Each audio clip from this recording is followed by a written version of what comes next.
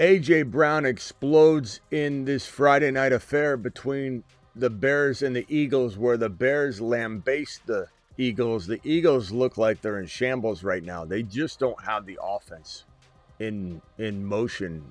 It's Sirianni's not what people think he is.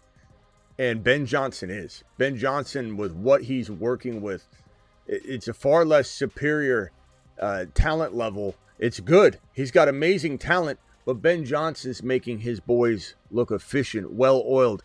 And Mount Monangai is on the field. In Chicago's got a running back potentially, a nice little tandem duo, creating over 250 yards and 2 touchdowns on the ground. Mount Monangai, drop the Mount Monangai emojis for me, please. Ben Johnson is in his bag. And he's finally got his thunder and lightning, his Sonic and Knuckles roaring over in Chicago. And it is fantastic to watch Mount Monangai do his thing. Now, Swift was good too. Okay, we're not trying to take away from Swift, but we are Mount Monangai people. Monangai to the mother freaking moon on the rise. Becomes a real solid flex play moving forward for those of you walking into your fantasy football playoff runs and trying to grab a spot. And when you get into the playoffs, we've got St. Brown out at least 1 to 3 weeks, a low ankle sprain versus the high feared ankle sprain earlier, but still 1 to 3 weeks he'll be out. Bucky, hot hand approach, but in a positive way for Bucky heading into week 13. A.J. Brown, again, 2 touchdowns, absolutely exploded. Miss Smitty, I just saw Miss Smitty out there in the hallway, and I said, how you like A.J. Brown? 2 touchdowns, 100 yards. She goes, meh. she wants 3. It's perfection on Miss Smitty's team. We've got all kinds of news. We got so much news, it's going to take at least 20, 30 minutes to get through the news. The Fantasy Football Show begins right now. File on in. Live from the FantasyFootballShow.com studios. It's the Fantasy Football Show. Live! Monday through Friday, 8 p.m. Eastern. Smitty is also live whenever news breaks. Live whenever news breaks, and we've got tons of news for you today. Let's real quickly start off with this Friday Night Football recap. Very, very, nice game. It was an early game, so a lot of people forgot it even happened. Some people were like, oh my God, I didn't even know a game was going on. Monangai, 22 carries, 5.9 a rip, 130 and a tutty. Swift, 18 carries, 125, 6.9 a pop, 1 tutty. These guys accumulated over 250 yards and 2 touchdowns. Absolutely just tearing up this Philadelphia Eagles defense. Cole Kmet, 36 yards and a touchdown. Not a ton of glory on this side other than Ben Johnson had this team just working together, a well-oiled machine. Caleb was solid at times, and Caleb at other times. Throwing an INT, nice scramble at the end. That's what he does well. And this team just is a solid unit. This well-oiled machine by Ben Johnson. He's such a play caller. He's such an amazing play caller, and can't believe how good Monangai looks. He runs so tough. Mount Monangai, drop some Mount Monangai emojis in the live chat. Those of you that own Monangai, that have been with us as we've talked Monangai up all offseason, drop the Monangai emoji. You know what to do. I believe this is the main Monangai video we have for him for right now. You raise me up so I can stand on mountains. Raise Monangai up. Monangai should be in lineups probably moving forward. So what a little game. Nice little Friday, little Black Friday game here. Hurts, 230, 2 touchdowns. Did run a very long, like 30, 40-yard run or whatever at the end, but they got called back. So he had a salvageable day, 2 TDs, 230, and then the 30 yards rushing. But really, Hurts did not look well in this game. The offense looked putrid. They puttered along. They've got Saquon Barkley. They don't even know how to use him. Even 4.3 isn't awful. They still give him 13 carries. Sirianni, this might be kind of a wild statement, but I'm going to say it. I don't care. There's certain things that you can mask a deficiency. You can mask a bunch of deficiencies. You can mask a lot with talent. This is more of a GM. This is Howie creating this amazing situation. I don't think Sirianni's that good of a coach. I think Sirianni is holding this team back. I think Sirianni's an immature coach. I think he's an immature person. I don't think he's a serious guy, to be honest with you. And I believe that and he was on the hot seat before he got his new contract. He was on the hot seat a little over a year ago. People forget how much of a hot seat he was on, and they win a Super Bowl, and everyone's like, oh, he's great. He's surrounded by talent. I think Sirianni is not the guy. I think Sirianni's holding this team back. I think the defense is good. I think you've got an awesome defensive coordinator in place, and you've got a head coach that is so full of himself. He doesn't know up from down, left or right, and he's not using the offensive weaponry properly. He's not using the offensive weaponry properly. He's got 2 nuclear warheads on each side of Jalen Hurts. He's got still a good running back. He shows good burst at times. I don't think Barkley's completely done or anything, but I don't think he's the same player. He clearly took too many carries. We said it in the beginning of the offseason all the way through, but this is one of those situations where you have to look at the head coach and say, I don't care if he's won.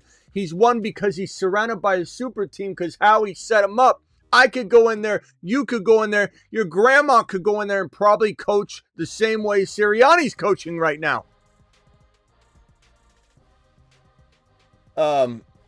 Rare says Caleb is the best first overall since Burrow. Bro, come on, don't embarrass yourself. Rare, you know, I think you're good people. If I remember correctly, I don't think you've ever said something so embarrassing in your life. Caleb's the best. Caleb is one of the worst number 1 overall picks we've seen in some time. Stop, bro. Stop. You're embarrassing yourself right now. If Beju went in there, this team would be X better. X percentage better, 10% better, 20% better. We don't know. If Bajan was in there, this should be a much better situation. Caleb is very good at running. He's got a very strong arm, but he's not even close to being one of the best number 1 overall picks. He's not even close to being one of the best top 15 overall picks in the last 5, 6, 7 years. Caleb, I mean, come on, Rare. I'm embarrassed. You know when someone says something embarrasses you and you didn't even do anything? I'm embarrassed right now. I'm blushing. I look beet red. I don't know. I don't know what to do with my hands. Sorry, Rare. You did this to yourself.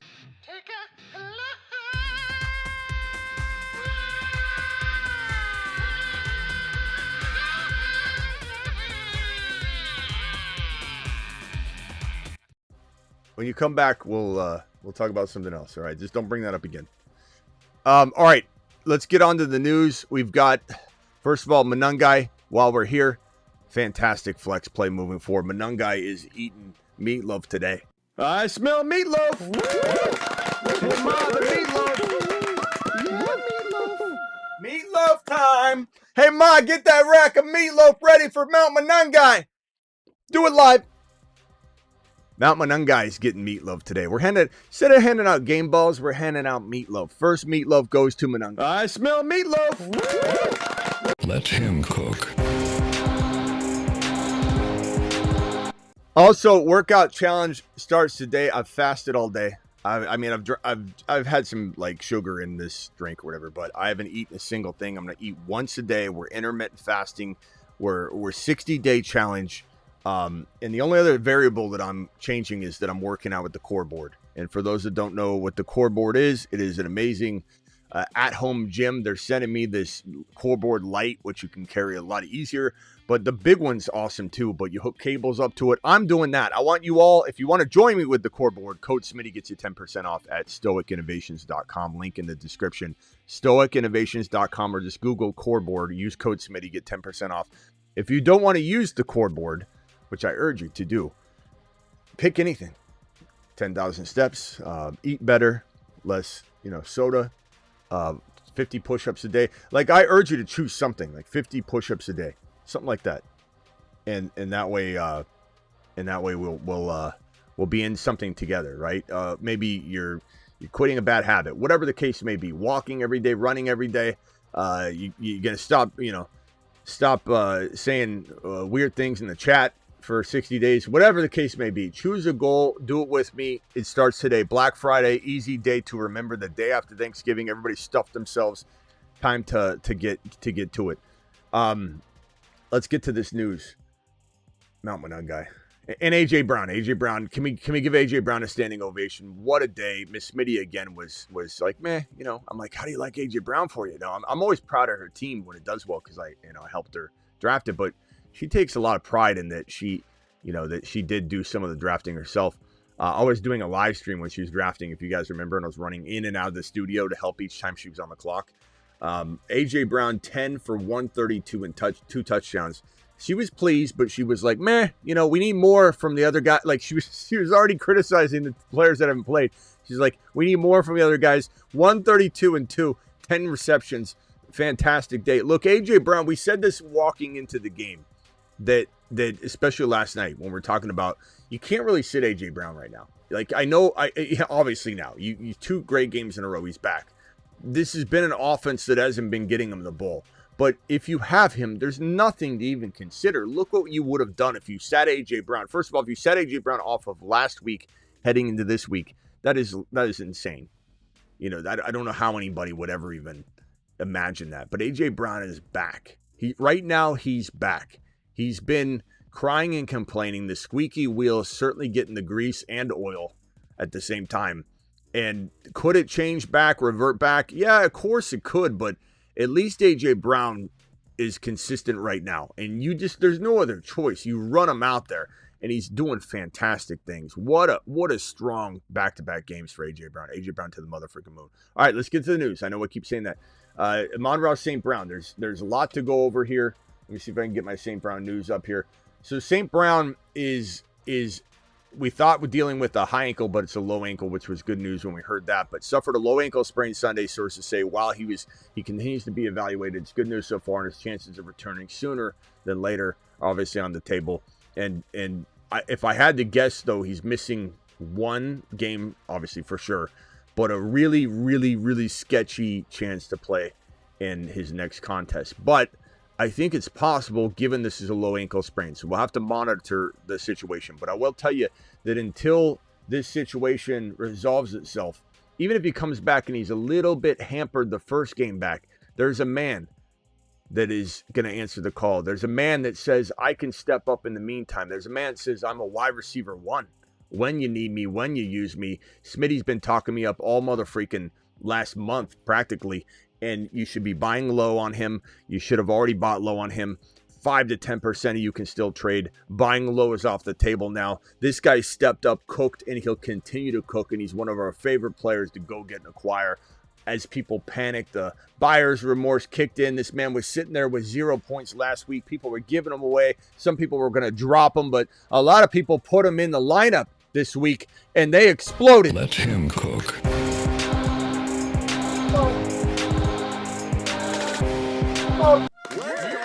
Mashed potatoes! Meatloaf for J-Mo. Yeah, buddy. J-Mo gets as much meatloaf as he wants. So J-Mo will step up in St. Brown's stead, give you probably at least low-end wide receiver 1 numbers or super high-end wide receiver 2 numbers in his stead. St. Brown will give you more information, but expect him to be out at least expect him to be out at least 2 games and hope that you're surprised and it ends up being 1. But right now, that's what I'm going to tell you. Expect the 2, expect the worst, and we'll move on from there. This here, Daniel Jones has been dealing with a lower leg injury, suffered a fracture in his fibula. Jones was a full participant today, and one source says he looked good. This is concerning, man. He's going to go out there. I can just see it now. He's going to go down, not get up, and it's going to be like, what are we doing? A fractured fibula is crazy. But the man doesn't want to look at Mac Jones. Mac Jones and Daniel Jones. Anybody named Jones that plays quarterback, hats off to you. I very much. Mashed potatoes! The Joneses are tough kids. But this is a sketchy play if you've got like a safer option. So, we'll have to monitor that thing. This is another guy trying to tough it out right now. And it's, reporters been berating Tomlin all week. Who's your quarterback? Aaron Rodgers, who missed last week's game with a fracture in his left wrist, non-throwing wrist, will not have an injury designation. What's the injury designation for then? You can have a fracture and then just you don't have a designation. Okay. I mean, it doesn't matter. We're not told the truth anyway. You know, these teams don't report the real stuff. Take him on off the injury report, take him on, put him on, take him off. He's not on the injury report, but he's questionable. Like, what are we doing here? Jaden Daniels, according to this report here, elbow ruled out for Sunday. We knew that was coming, but no JD5 for Sunday. But there's a chance he comes back maybe in the next contest. It's very, very possible. Giants head coach confirmed that Jackson Dart will start Monday night versus the Patriots. This guy doesn't know how to play, but at hyper speed like his boy Scatterboo. So if you got Dart, no other good option. I mean, he's a really, really solid play. Stock on the rise.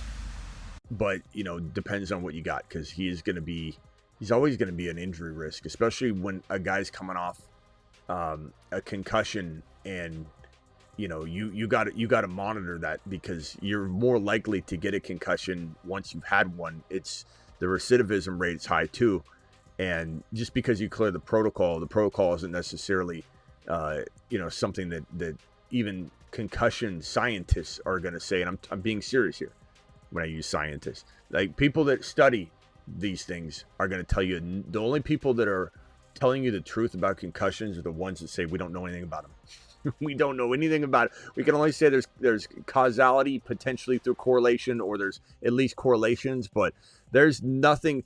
We've seen Brandon Cooks get so many concussions. It was thought that the guy would get concussion every single year, and we haven't seen Brandon Cooks get another concussion since he had that string of them where he could never stay healthy. Concussions are a wild topic, and we'll just have to see how that goes.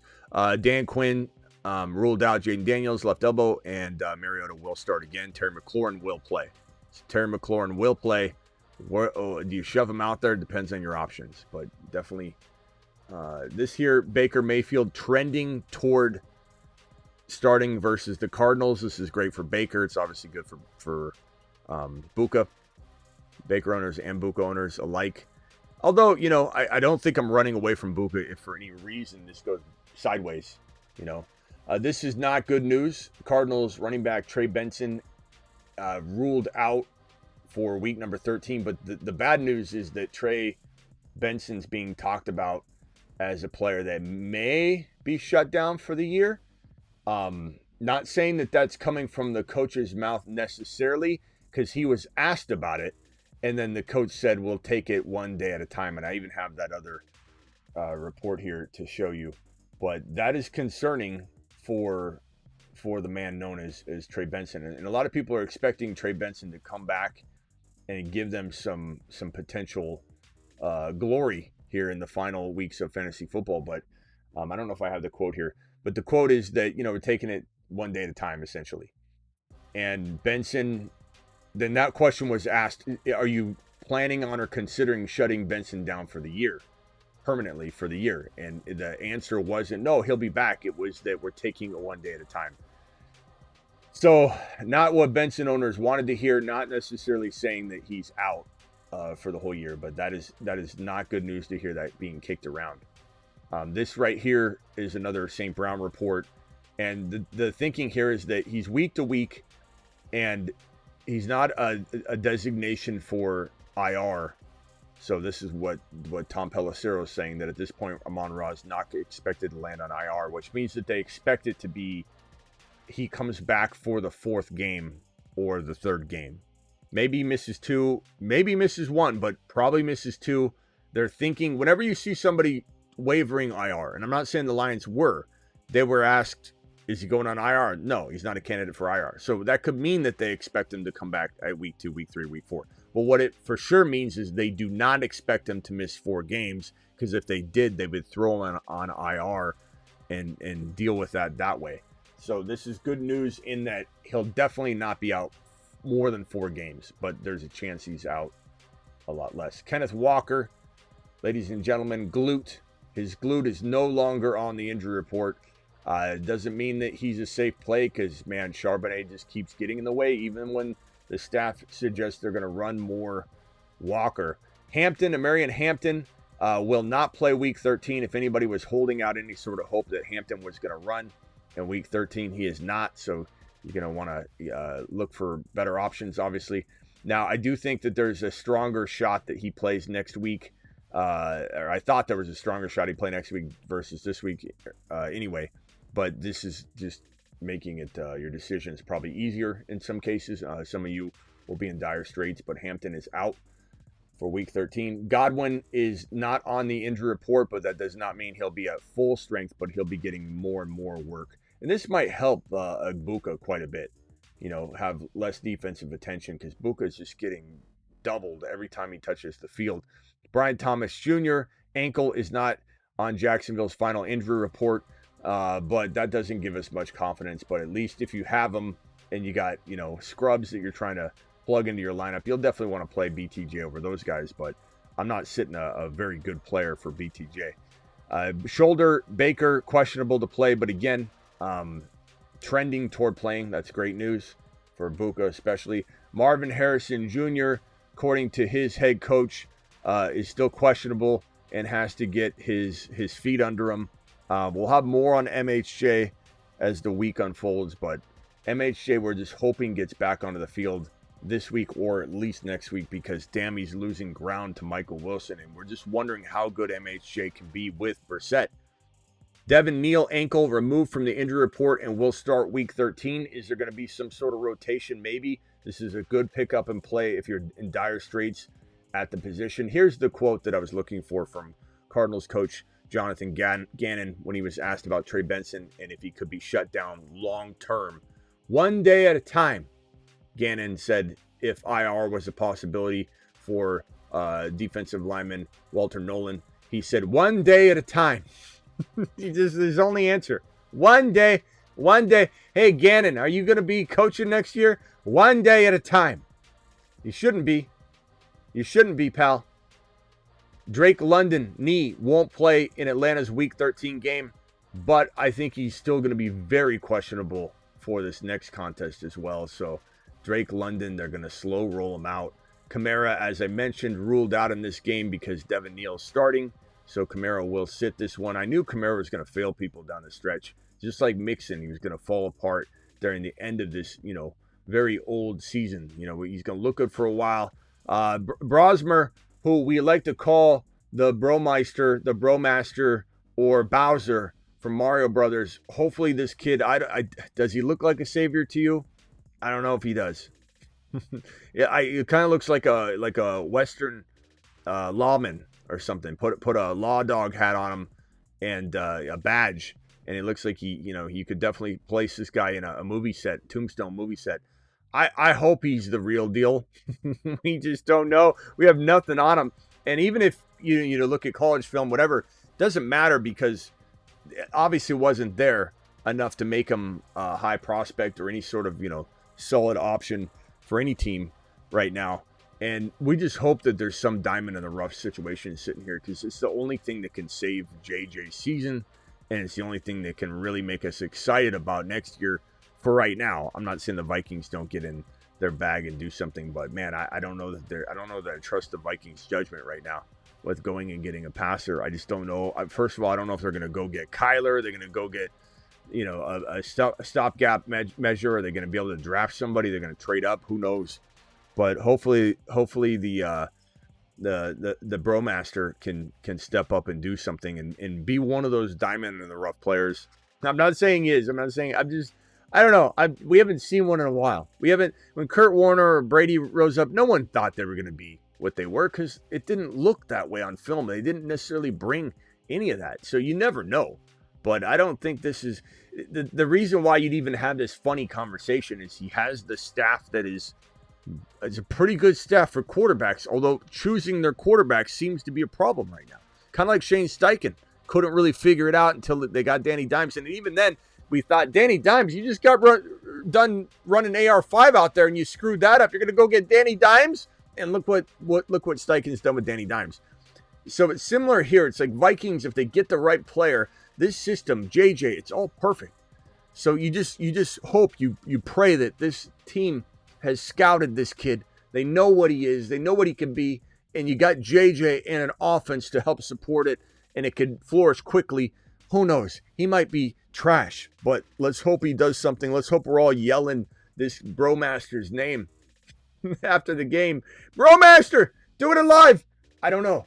Olave back is questionable to play week 13. We'll have more information on this. I think he'll probably be good to go, but we got to obviously monitor the boys back because, I mean, back injuries are crazy and you don't have a good handle on what they're dealing with back injuries until, you hear the bad news. Buccaneers running back. This is the good news everybody's been waiting for. The Buckmaster, Bucky, the man, the myth, the legend.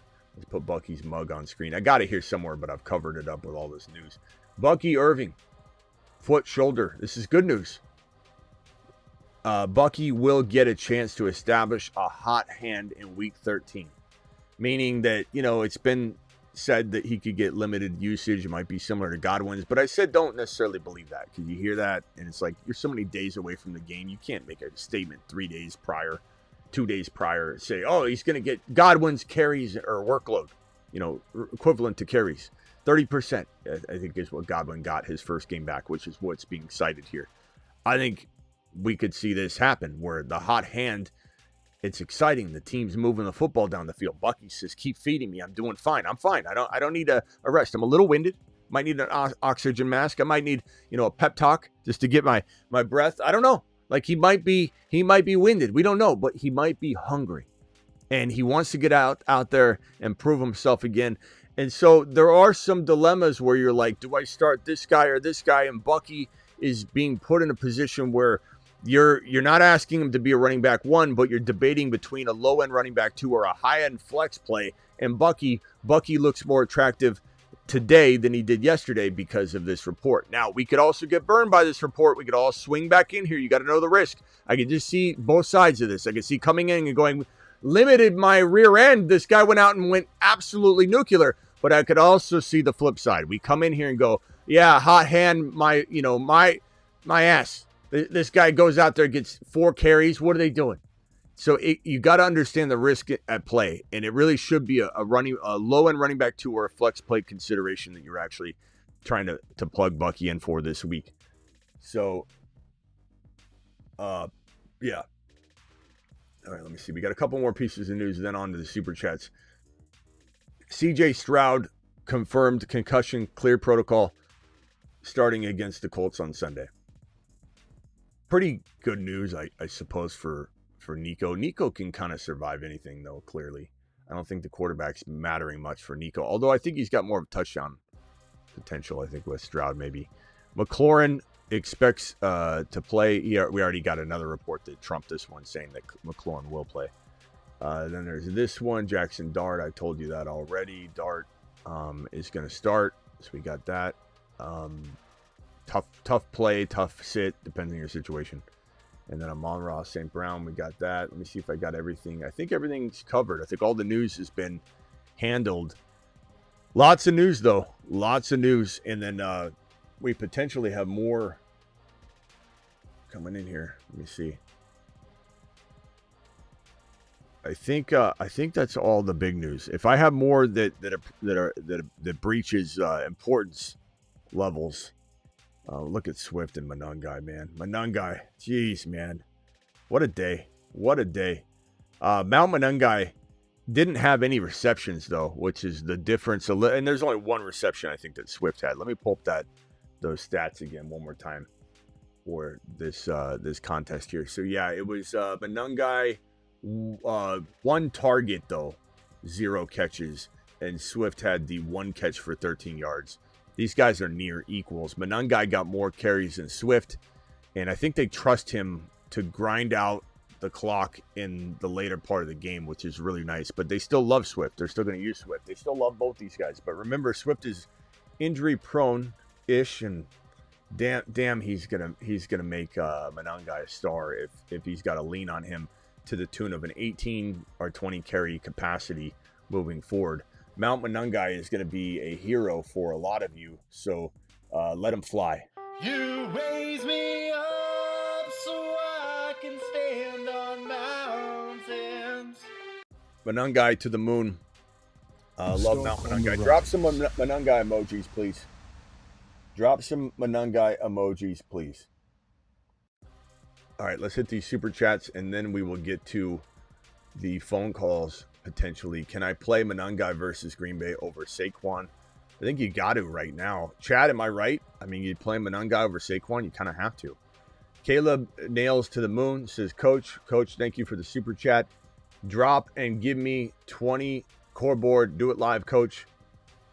Get a core board, guys. I'm telling you, they're fantastic. It's the best workout product I've ever. I'm not even just saying that. It's the best workout product I've ever had, because these cables, you got the long ones for like the overhead presses, you got the shorter ones for the curls.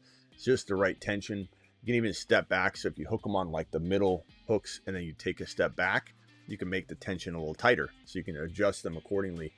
And then you do these dragon flags when you get real fit, which I can do that. I can do the dragon flag. I can't do the other core squats where you put your feet under these bars and you stand up and sit down without just using your thighs. Oh, I can't even come close.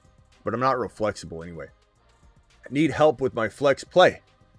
Wandell, Bucky, Ibuka, and Woody. I'm playing Ibuka, but I do believe Bucky deserves to be in consideration somewhere else, but I don't know, depending on your situation. But I would go Buka myself without much of a thought. Need 2 running backs and 1 flex. Genty, Judkins, Harvey, Buka. I would go with Genty and probably Harvey, and I would go Buka. I hate sitting Judkins, but who are you going to... It's going to be Judkins or Harvey. Chat, can I get 10 votes minimum? Judkins, Harvey, Judkins. 10 votes minimum for 24. Give him your an undivided attention and help. He needs your help. And that's the only dilemma I have. But I'm going Harvey.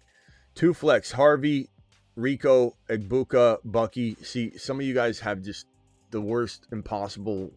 It's a good problem. But I mean, what are we supposed to do with this information, bro? You got literally the same player 4 times. Like, how am I supposed to narrow this down? It will probably be Harvey and Buka for upside, Egbuka and Rico for maybe a safer floor. The Rams matchup is tougher. Bucky's potentially going to get more work than we originally thought, or maybe not. It's hot hand. Will he be the hot hand? Probably. He's that good. But will they screw us and tell us that and then not give it to him? I don't know. I'd say Harvey, Buka. You know, you could even say Bucky and Egbuka is your highest risk, highest upside. Harvey, Buka is a little safer, but still extremely high risk. And Rico's probably not going to explode to the tune of like 150 total yards and 3 touchdowns against the Rams. But I think you could have 100 total yards and slip a touchdown in there. But I'd say chat, vote on this one. Buka, Bucky, Harvey, Rico, pick 2. Buka, Bucky, Harvey, Rico, pick 2. I need at least 10 votes for Jaime. Jaime, it's you put yourself in that position in a good way, but not trading some of that before the trade deadline was probably going to be your crutch. If you do have a crutch, you might make the right call. You might score the same amount of points no matter who you choose and win it all. But man, that's going to be tough. I just picked up Monangai in my 10-man league this morning. Nice job, Rise Above. He's so fantastic. I never wanted anybody to cut him.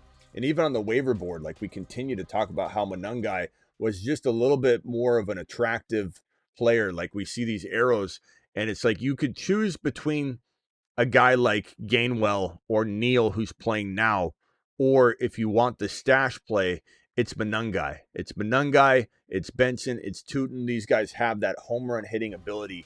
And Monangai is just, he could win leagues now. In climbing on the board, like if we're adjust this board now after this game, of course, waivers have already processed, but we still keep this board. Monangai goes straight to the top of the board now. Absolutely top of the board for me. And even though you might have needed now value earlier, I was still drafting Toot and Monangai over a lot of those other guys just because the way I build my running back room was about stashing.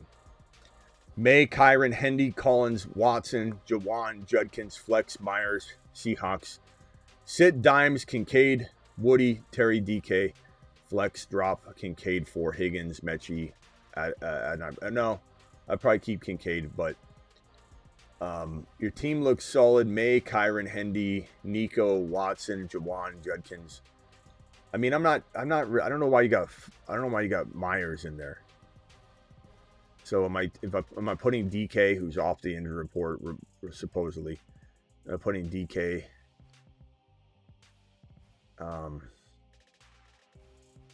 That's a tough one, bro. See, hold on, let's pull up this schedule. So that game is in Pittsburgh. At Pittsburgh against Buffalo. DK. I don't trust McLaurin yet. I like Woody though. Woody's not a bad option. It's at Indy. I'm definitely not putting Myers in. I trust Myers if you like Myers. Oh, Myers the kicker. No.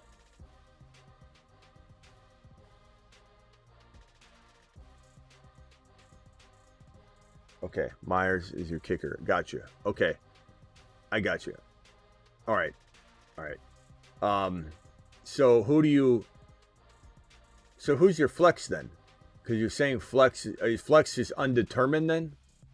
You got Judkins, or is Judkins in your flex? I'm confused by your message then, man. Because it just says Judkins, flex, Myers. It looks like Myers is what you're saying your flex is. I don't know. If you got to choose one more, it's going to be probably Woody. I don't mind DK here, but I think I'm going to go Woody. Woody's my flex. Chat, vote Woody or Marks, please. I mean, vote Woody or DK. Woody or Marks. DK. DK or Marks, please vote.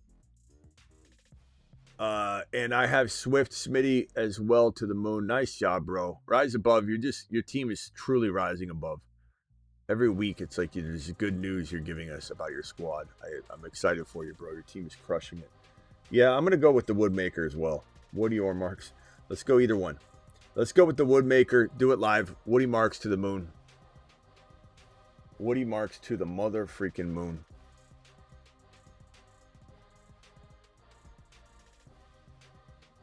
St. Brown. Yeah. St. Brown. What a disappointing situation with St. Brown. I know a lot of you are not doing well right now with the injuries, with St. Brown being yet another injury. It's craziness. It's craziness. Guys, make sure you're subscribed to the Rumble channel. Here's the Rumble link. Let me find the Rumble. Where the hell is my Rumble link? Here it is. Rumble. Subscribe to the Rumble channel. We're taking Rumble. We're going to take our Rumble channel to the top and dominate the fantasy football space on Rumble. It has nothing to do with, let's see, replace pinned link. There it is. Oh, I pinned the wrong one. J-Mo's a legit wide receiver one. Right now he is. And that's deserving of being pinned. All right. I pinned it in the live chat. Rumble. Subscribe to it. We're going to have, it doesn't take anything away from YouTube. We're not, everyone's like, why are you going to Rumble? I'm not going to Rumble. We've been on Rumble before, but we haven't been consistent on Rumble. We're going to be consistent on Rumble. And I'm probably going to have a daily, if not 5-day-a-week show. Might be Monday through Friday, might be daily, might be random. I'm not really sure how I'm going to do it yet, but I love it. It's fantastic. We love being over there.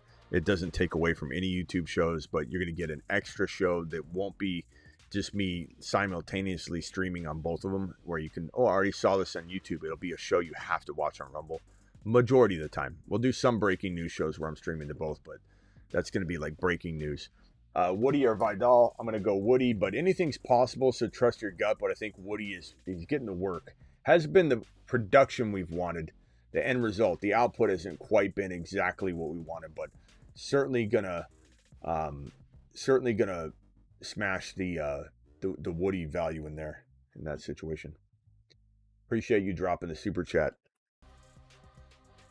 What's going on here? My Batman fell. Bench Manungai. Oh, I'm sorry to hear about that. Over who though? Like, you can't beat yourself up over it if it was like a tough play for you. But I mean, Manungai, he did pretty well. Like, he did pretty well last week. I mean, anything can happen. You can always be like, oh, I'm going to trust him, and then he doesn't do it. But that's the way Manungai was the week after the last time he did well. So I could understand maybe the skepticism you might have brought to the table. But Manungai is definitely a guy you can trust moving forward. All right, phone lines are open. Dial in. Live from the fantasy. Call into the show.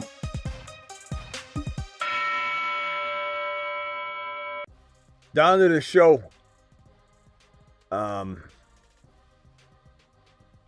bad is Benson setback? We don't know that there's a setback. We just know that he's he's not quite ready. I mean, definitely you wonder what could be, if it is a setback at all, but we'll see.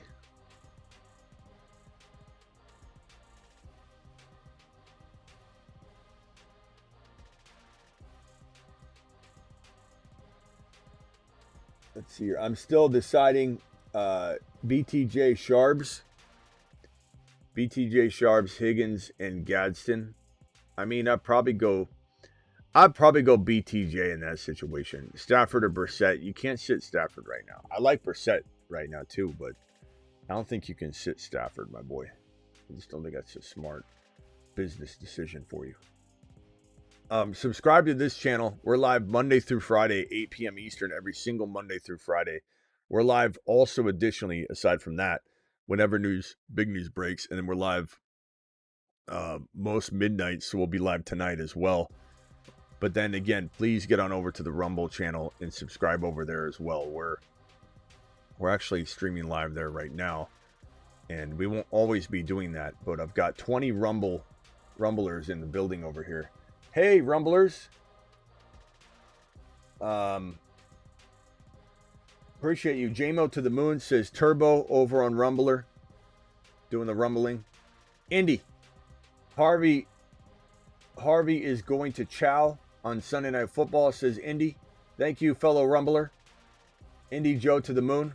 Coach dropping a gifted membership. Oh, Husseini dropped a $2 membership and said, Mount Manunga, 19 points on my bench. So happy for him.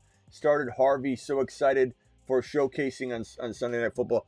I'm sorry about that. We couldn't have put Harvey on the bench. He's too solid of a situation. You can't beat yourself up over that at all. But at least you got a nice, another option. We got to weigh Husseini week in and week out. Patriots, Niners, Dolphins, defense, who to play this week? Probably going to say Patriots, unless you want to do a high-risk, high-reward play. I would probably say the Patriots are your high-risk, high-reward play. I'm sorry, the Dolphins are your high-risk, high-reward play. But I'll probably lean New England personally. Thank you, Coach, for the they're not gifted memberships, or they're not super chats over there on Rumble. They're Rumble rants. All right, 560 of you on YouTube. Please hit that subscribe button. If you're new to YouTube, please subscribe to Rumble. Phone lines are open. Dial in. I just reset them. Call into the show. Call into the show. The BentonPrint.com phone line. Dial into it. Do it live. BentonPrint.com. All of your printing needs for your business can be handled at Benton Print. And we're going to give away a hoodie this month as well before the month is over. We're going to give away a pair of blue light blocking glasses from our people over at The Gunner Player of the Week. Brought to you by Gunner.com. And what an amazing showcase that Rashee Rice did for the Gunner Player of the Week. Absolutely going nuts in this contest, and just so excited to have Rice deliver a 2-touchdown day, 90+, 2 touchdowns, almost had the hat trick, and he is definitely worthy of being that Gunner Player of the Week. Now, he's also the Fuego Remains on fire. Fuego Stickers Player of the Week as well. 10% off using code Smitty at fuegostickers.com. That is our celebratory player, whereas the Gunner Player of the Week is predictive. The Gunner Player of the Week. So excited about that. And then we've got Trippy with the super chat. Was offered RJ for Manungai after the game. Accept it. Was offered RJ Harvey for Manungai. Look, as much as I want to come in here and say you take Harvey, we got to at least have the conversation, because Manungai is in a good position. Now, he's sharing work. You're not always going to run the ball 40, plus times between two running backs every single game. And this could be a 10-carry game, an 8-carry game for Manungai some games. But I do love Manungai. And we like Manungai so much that you got to consider this trade and think about just weeks 14, 15, 16, 17. There's 4 games that you're considering. You're not necessarily thinking about this in a different way. So it's definitely mute yourself real quickly, caller. I'll be right with you, okay? If I could just have both phone callers stay muted until I call upon you, that'd be great. Chat, vote on this one. before before I answer it, I want to know what you guys think. Would you rather have Manungai or would you rather have RJ Harvey? Rice over Worthy. You are wrong, Smitty.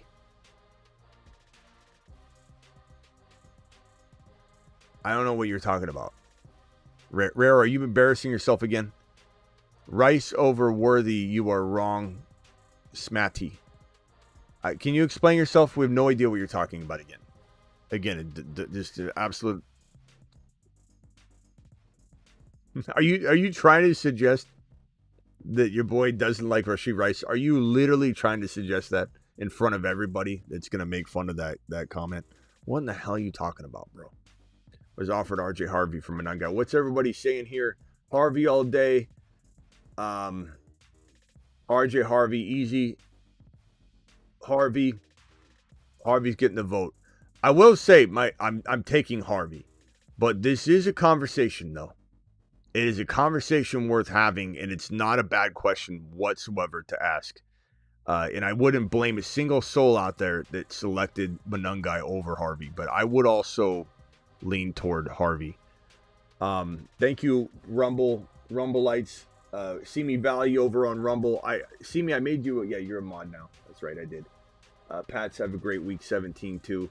Andy Reid watches Smitty. Maybe, coach. He might. Did Rare ever say what he meant by that? Rare? Short-term memory loss or what, bud? LOL. Rare, what in the hell are you talking about, bro? What in the hell are you talking about? No one knows what you're saying. If you're out here trying to suggest Rice over Worthy, Smitty, you were wrong. You're just making a fool of yourself.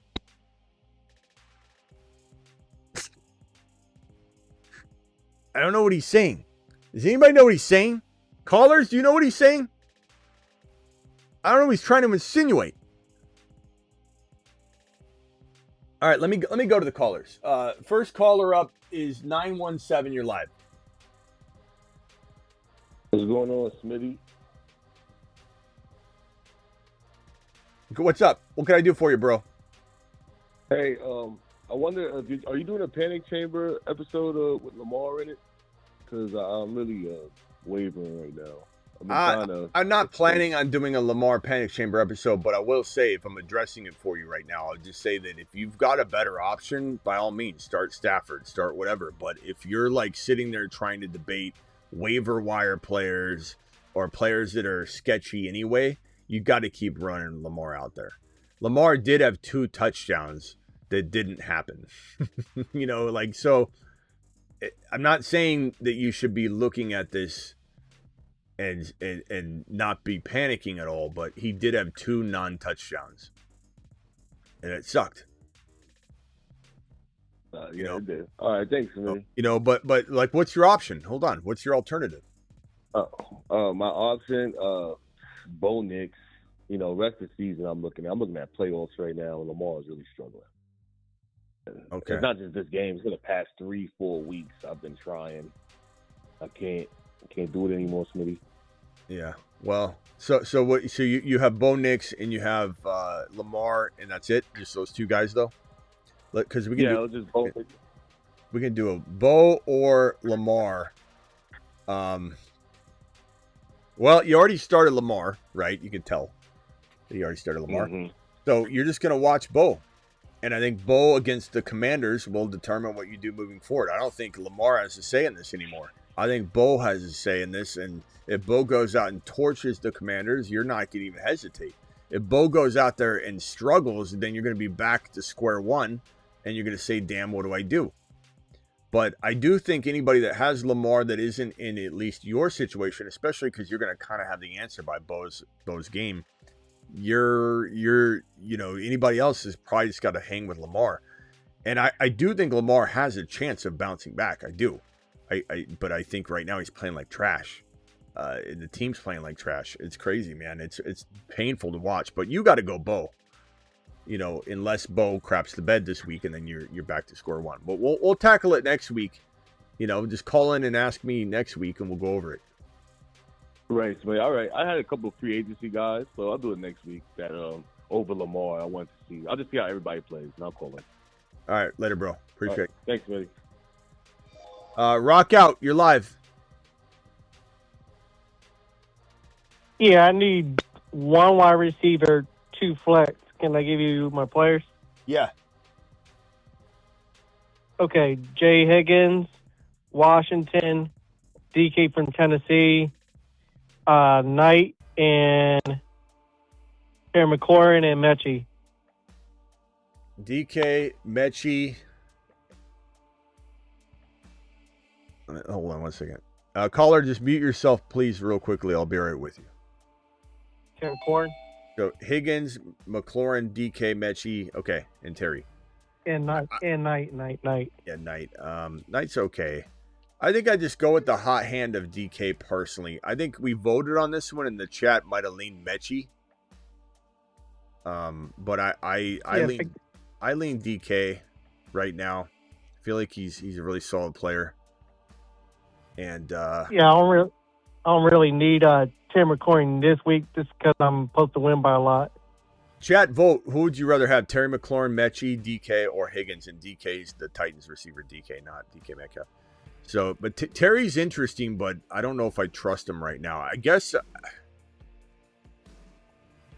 I don't know. I need 3. I need 3. Oh, you need 3 of these guys? I need 1 wide receiver, 2 flex. Okay, so let me put Knight on here then. I'm sorry, I misunderstood you. I'd say DK, probably Mechie with DK if you get to choose, and then I don't know. I guess I'd take a gamble on Scary Terry here. Yeah, I'm like a 92% chance of winning. It's a tough one, bro. I'd go with the receivers getting those PPR points, and I just don't know what Knight's gonna do. Chat, does anybody like Knight? I know a lot of people like Higgins. A bunch of Higgins votes.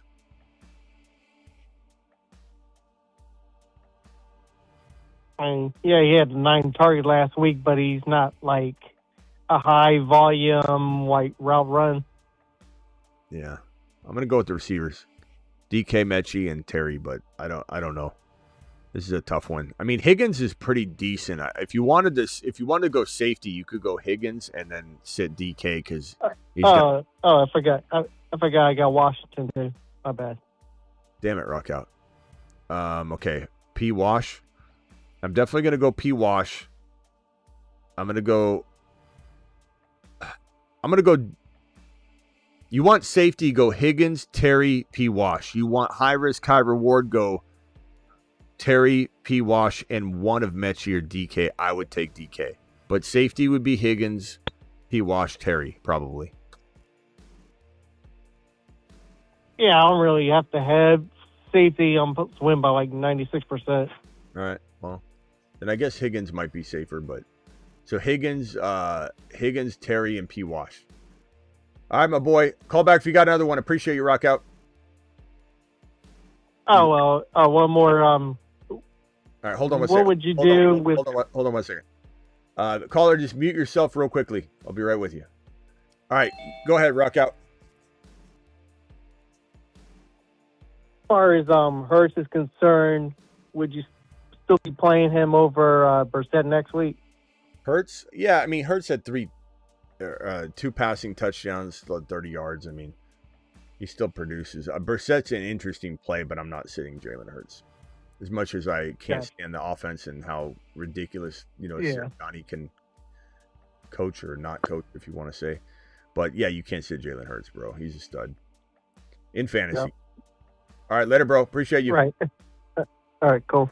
All right. Next caller is 203. You're live. Hey, what's up, Smitty? I just want to get some advice on a couple of trades I made recently. All right. So these are both in the same week. So first I traded my Dowdle and Dunze for Warren and Waddle. Dowdle and Dunze for who? Tyler Warren and Jalen Waddle. I'm not the biggest Waddle guy, but I do, recognize he's got upside. I would probably say, who's your tight end on the... I had Fannin. Fannin? I think it's pretty even. I think it probably scores similar. I just really love Dowdle. Who are your running backs on the Warren Waddle side if Dowdle's not in your team? Who are the two starters? Well, I had Chase Brown and RJ Harvey, too. And who are your receivers now? I have Nico. Well, my next trade that also was in this league, I got some receiving. This is a tough one. I mean, it comes down to Dowdle. I mean, look at a Dunze. 6 targets, 2 catches, 8 yards. Caleb does not know how to facilitate the football. And I was just trying to get rid of him. When people act like Caleb is like, especially off this game, like Caleb's a good pick. Caleb's not. Ben Johnson's good. Ben Johnson is the real deal, and that's why this thing's working. And Jimmy Garoppolo for San Francisco, it reminds me so much of the same thing. They're totally different players. Like Caleb scrambles around, Jimmy is a pocket passer, but just the way that Ben Johnson's what he's getting out of Caleb, and then kind of ignoring Caleb and making sure the run, like it's crazy. It's crazy how good Ben Johnson is. Part of me wonders what Ben Johnson really believes with Caleb. Like, is he saying to himself, I think I could do this better with Bagent? He's not going to do it. He's not. If they're winning, they're going to continue. Like, no one's ridiculously trying to predict that in the middle of them doing well, Bagent replaces them or anything. I'm just saying I wonder what Ben thinks, because Bagent is a better fit for the system. He really is. Caleb is really nice at running around and getting, like at the end of that game where they needed a first down just to kind of close it out. Caleb's feet, he scrambled it and it works. Like, he's a good running quarterback, very good scrambler, and he's done really well this year compared to last year in terms of getting away and scrambling. But the fact that he doesn't use a Dunze is insane. Like, it's crazy. So like, this is tough. I'd probably say, what did Waddle do last week? What is last? Waddle, well, I ended up dealing him in my next trade. Okay. Yeah, it was let me deal with this one first. Hold on, and just let you know what I think of it. Maybe I love your trade. Yeah. Okay. Waddle had 84 yards and a touchdown 2 weeks ago. Last week he had 52. I'm gonna say Warren Waddle by a hair, just because I think Adunze you're benching if you have him, and you're probably gonna bench him and he gets 110 and 2 touchdowns the day you bench him, but you just can't use him.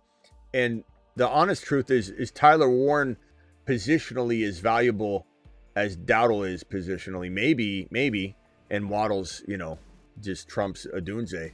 So I'll go ahead and say Warren Waddle. All right, what did you do in your next trade? So in the next one, I traded Jalen Waddle and Chase Brown for Rice and Hampton. Waddle and Chase Brown for Rice and Hampton. Yeah, I like that a lot. I mean, it's obviously you're holding out hope that Hampton comes back. It doesn't do what Benson's doing. You have this hope that he's coming back, and then all of a sudden that hope is shattered. This is a great move. And you got the points for Rice this week? Yeah. Nice. Yeah, I did. Nice move. Love that. Overall, you did great. And the Waddle trade you wouldn't have been led to this trade if you didn't do that Waddle trade. So at the end of the day, you did a fantastic job. At the end of the day, you gave up Dowdle and Chase Brown, right? And Dunze. And you got back Rice and Hampton and Warren. Yeah, and if you're counting the two together, I got Warren. Yeah, bro, that's a good trade. Rice, Hampton, Warren for Chase Brown, Dowdle. And I like Chase Brown and Dowdle, but that's a great trade. Good job. And I do think Hampton will come back and help you. So nice work, bro. All right, thanks, Smitty. All right, later. All right, caller. Bye. Thanks. Yeah, later. Next caller, just wait there real quickly. Muted. I'll be right with you. Let me just get these 2 super chats out. Jimbo, Strange, Ertz, Colby, and .5 PPR. I'm going Strange, bro. Strange is a real nice option this week, and in general, just a tight end 7, maybe top 8 tight end right now. Dowdle or Vidal, not even close, bro. Anything can happen. Trust your gut, but Dowdle, it's not close. Love Dowdle, but hate play calling. Yeah, but they've addressed that this week, and while you could choose not to believe them, I think I'm going to believe them. You know, they've addressed that, and Dowdle was really upset, and Canales, had a conversation with them, and Dowdle went to social media immediately, and he posted this emoji, which we've all talked about. Drop it in the chat right now. This is the Dowdle emoji.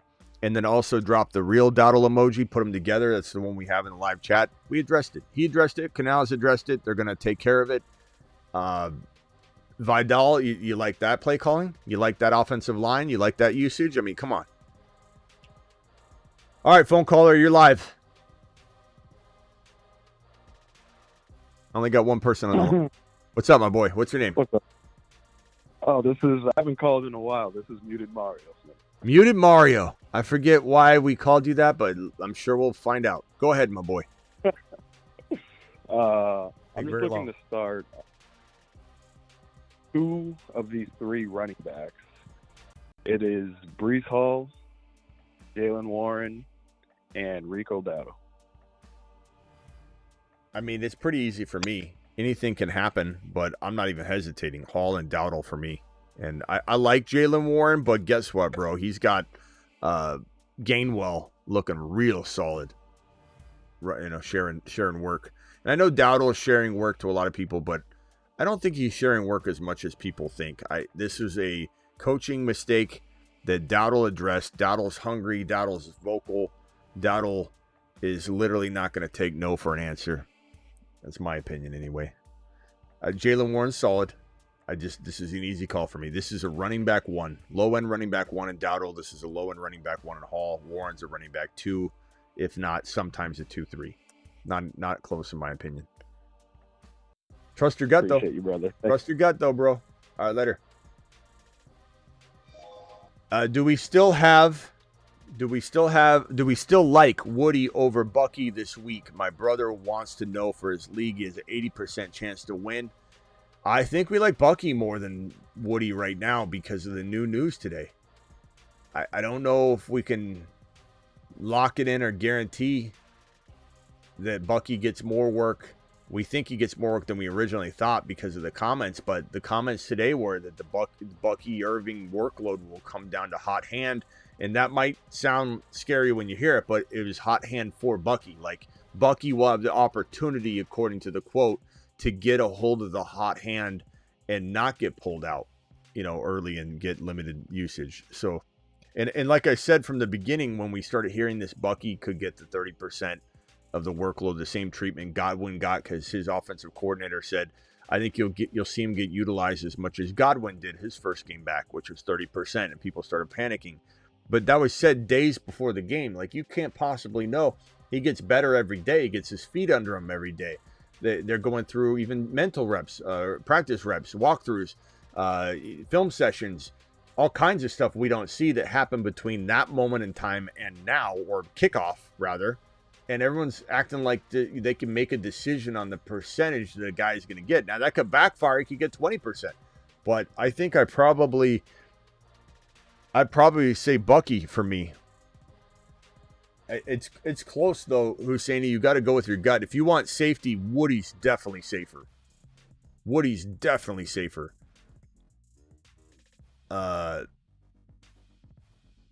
I don't think I could sit Bucky personally with this news.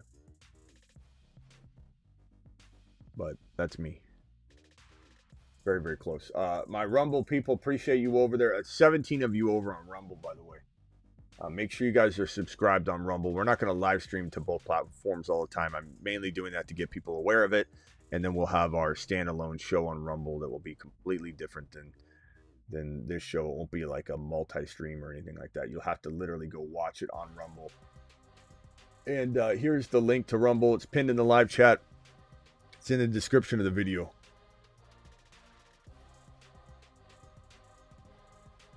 Gainwell or Scary Terry? Probably Gainwell. Probably Gainwell. No 8 p.m. show tonight? This is the 8 p.m. show. We'll be running into the 8 p.m. show.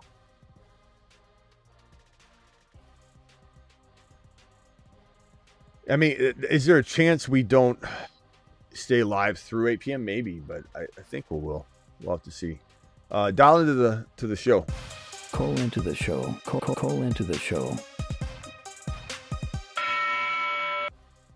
Do the 8 p.m. show. John says, John, we're live right now. I don't know what you're saying. Do the 8 p.m. show. I'm live right now. We'll be probably live through 8 p.m. That's the plan. Is Rumble free? Yes. Go watch Rumble. Do it live. It's just like YouTube. Smaller. But we're dominating. Coach dropping another $2 super chat over on Rumble. Let me screenshot this super chat and bring it onto my screen here so that all the YouTubers can see it as well. Coach, appreciate you dropping. And it's a Rumble rant, rather. It's a Rumble rant, not a super chat. They call them different over there. And Coach says, who should I drop for my bench? Booty, Juwan Johnson, Higgins, Addison, Eagles D. I'm probably going to drop. Man, that's tough. I'd probably say as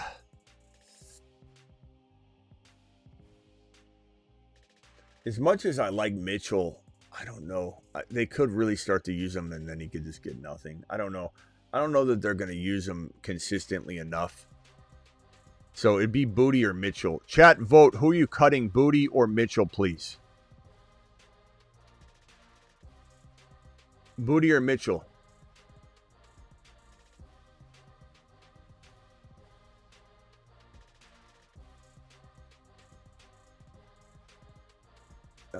Knicks or Jacoby?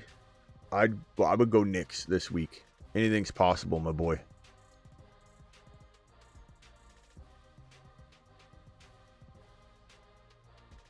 Higgins or Myers? Higgins for me. What's the chat voting on this other one? Guys, please vote.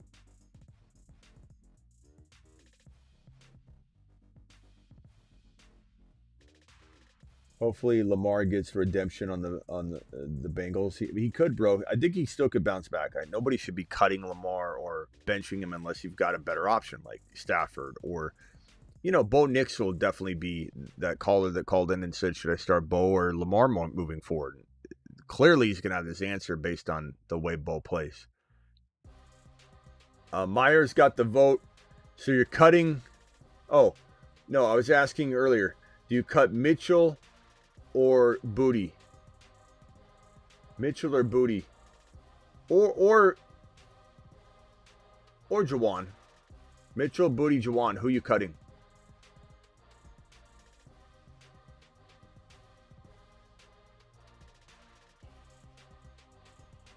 Anyone start JMO this week? Of course. Of course, Harris. We had a lot of JMO people up here. JMO exploding. Absolute monster. All right, I'm sorry. Banyan, you're live. Where are you calling from? Hey, Smitty, it's Maj, man. What's going on, buddy? What's up? Hey, I called you back in the summer and kind of got banged on a little bit for saying that Ben Johnson would turn around the Bears, right? Okay. And as a Lions fan, you kind of you literally hung up on me, by the way, which is fine. It's no. Well, bro. First of all, let me just say, I never once said Ben Johnson. I can almost guarantee you couldn't do it.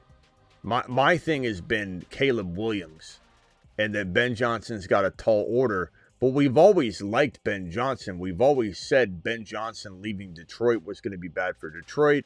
But Ben Johnson's always been given a little bit of grace to be able to do this. But do I think, did I say that Bajent would be in here sooner than later?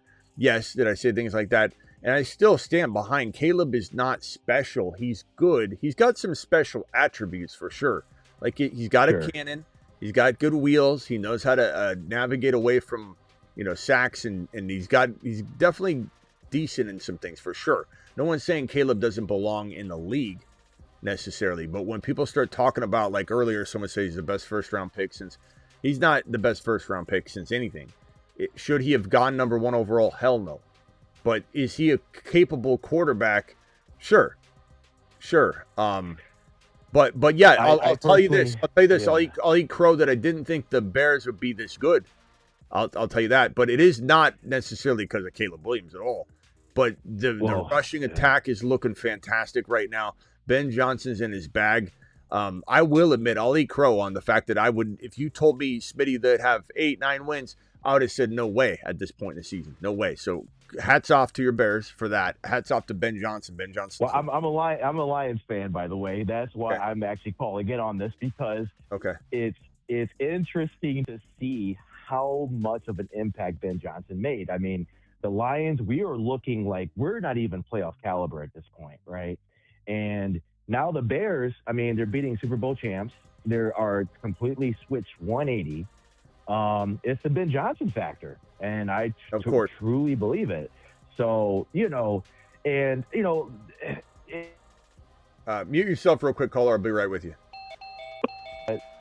I will say that I wanted to call in and ask you, with Isaac Tesla as a Lions fan, I am very much questioning if I should pick him up at this point, because with St. Brown being hurt, do you think that's a good pickup? Yeah, I think, of course, he's got to stay healthy. If he stays healthy, Tesla has to be used, bro. Has to be. And he's a really, really good option. He's one of those guys where you're like, screw it. He's over there. You throw it, and it gets caught. Like, he's that guy. J-Mo's going to look a lot like maybe a little bit lesser George Pickens, I think, in this situation when Lamb went down and Pickens had to do all this by himself, this heavy lifting. But Tesla for sure. But you know who's also going to capitalize massively? Jahmyr Gibbs. And coming off of last week, this week, Turkey Day, having such a bad game and output, people are going to be a little mad at Jahmyr, but there's nothing to talk about. Like, I don't even want to discuss, like, what do you do with Jahmyr? Like, there's nothing you do with Jahmyr Gibbs. You put him in and you say, thank you, sir. Can I have another one? Jahmyr Gibbs doesn't, there's nothing to discuss. You're just like, hey, Smitty, I'm starting him no matter what. Of course you are. Am I going to get more of what we saw the week prior, or this Thanksgiving Day repeat because of the Lions' offense? Like, are the Lions going to hold him back? Is the play calling going to hold him back? I'll say this. For those saying that the play calling is horrible, I think what happened to the play calling the week prior? Why is everybody complaining now when they did amazing the week prior? This is just going to be the way it is. You got a team. I very much talked about the Packers and the Lions being very similar teams, and that they're going to do really well one week. They can have a really bad game the next week. They can do really well the next week. The Falcons were even worse at this. They would be amazing, horrible, amazing, horrible, horrible, horrible, amazing. And the same thing, and now they won't because they don't have Penix Jr. And not that Penix Jr. was, always amazing, but he at least could put this team in a spot to be amazing. Whereas, I don't think Cousins will do that. But the Packers and the Lions can win any game at any moment against any team. Plain and simple. That's how good the Lions are. That's how good the Packers can be. But they're both teams, I believe, that are susceptible to not being able to put together 3 or 4 straight good games against the best competition in a playoff race, in a bracket. Like, just putting it all together, stacking one amazing game on top of another, that's the problem. The Dallas Cowboys are victims of this too. There are not a lot of teams in the NFL that can do that. I mean, look at the Eagles right now. So I don't know. I think the Lions still have a shot at being one of the top 3 or 4 teams in the conference, but I don't know how I feel. I don't know how I feel about them being like NFC champions, but they certainly could be. No. Kind of a it's they cooked there. No, I don't think you could say they can't be. Like, what other team to you feels is locked in for that? The Eagles can't be that team. They just yeah, I mean, I think it's kind of a crapshoot. I'm going to be very curious to see how far this Bears momentum continues on. I mean, St. Brown being hurt. I mean, you could see as soon as St. Brown went out, it was almost like we collapsed. You know, it was like, Yeah, but oh my God, what do we do? Problem You is, know, yeah. and- Problem is, Caleb, if you do stop the run and then you have to put it in Caleb's hands, he will do it one game, but I don't think he does it 4 games in a row. I think that they're one team that has the most consistent ability offensively and defensively and coaching and play calling, and they don't fold every 1 or 2 games out of 5, is the Rams. It'll all linger upon Puka staying healthy, Adams staying healthy, Stafford staying healthy. I don't even think Kyron has to stay healthy or Corum. They've got the running game on autopilot no matter who's in there. And that's not to take away from Kyron. It's just, it is what it is. But the Rams, Seahawks, I think because Darnold could fold more than Stafford, Darnold is kind of like, Darnold's exactly what he was last year. Amazing, folds, amazing. Like I think he's certainly capable of screwing up 1 of 3 straight games for the Seahawks that are trying to march through a bracket. But I think the Rams probably are the most consistent NFC team by far. I don't think absolutely. that. And yeah. But to compare Darnold and Stafford, it's not even close. I would have gone in a battle with like the game on the line. I'm taking Stafford every time. I've seen it as a Lions fan. Like, guy was amazing with no one to play with. You know. Yeah. So if I had to guess, real quickly, if I'd say, okay, Bills. Yeah. Bills are certainly a top 4 team in the AFC, but I don't think the Bills. I can't see the Bills. I think at the end of the day they will be, yeah. But I think it's going to be Patriots, Bills,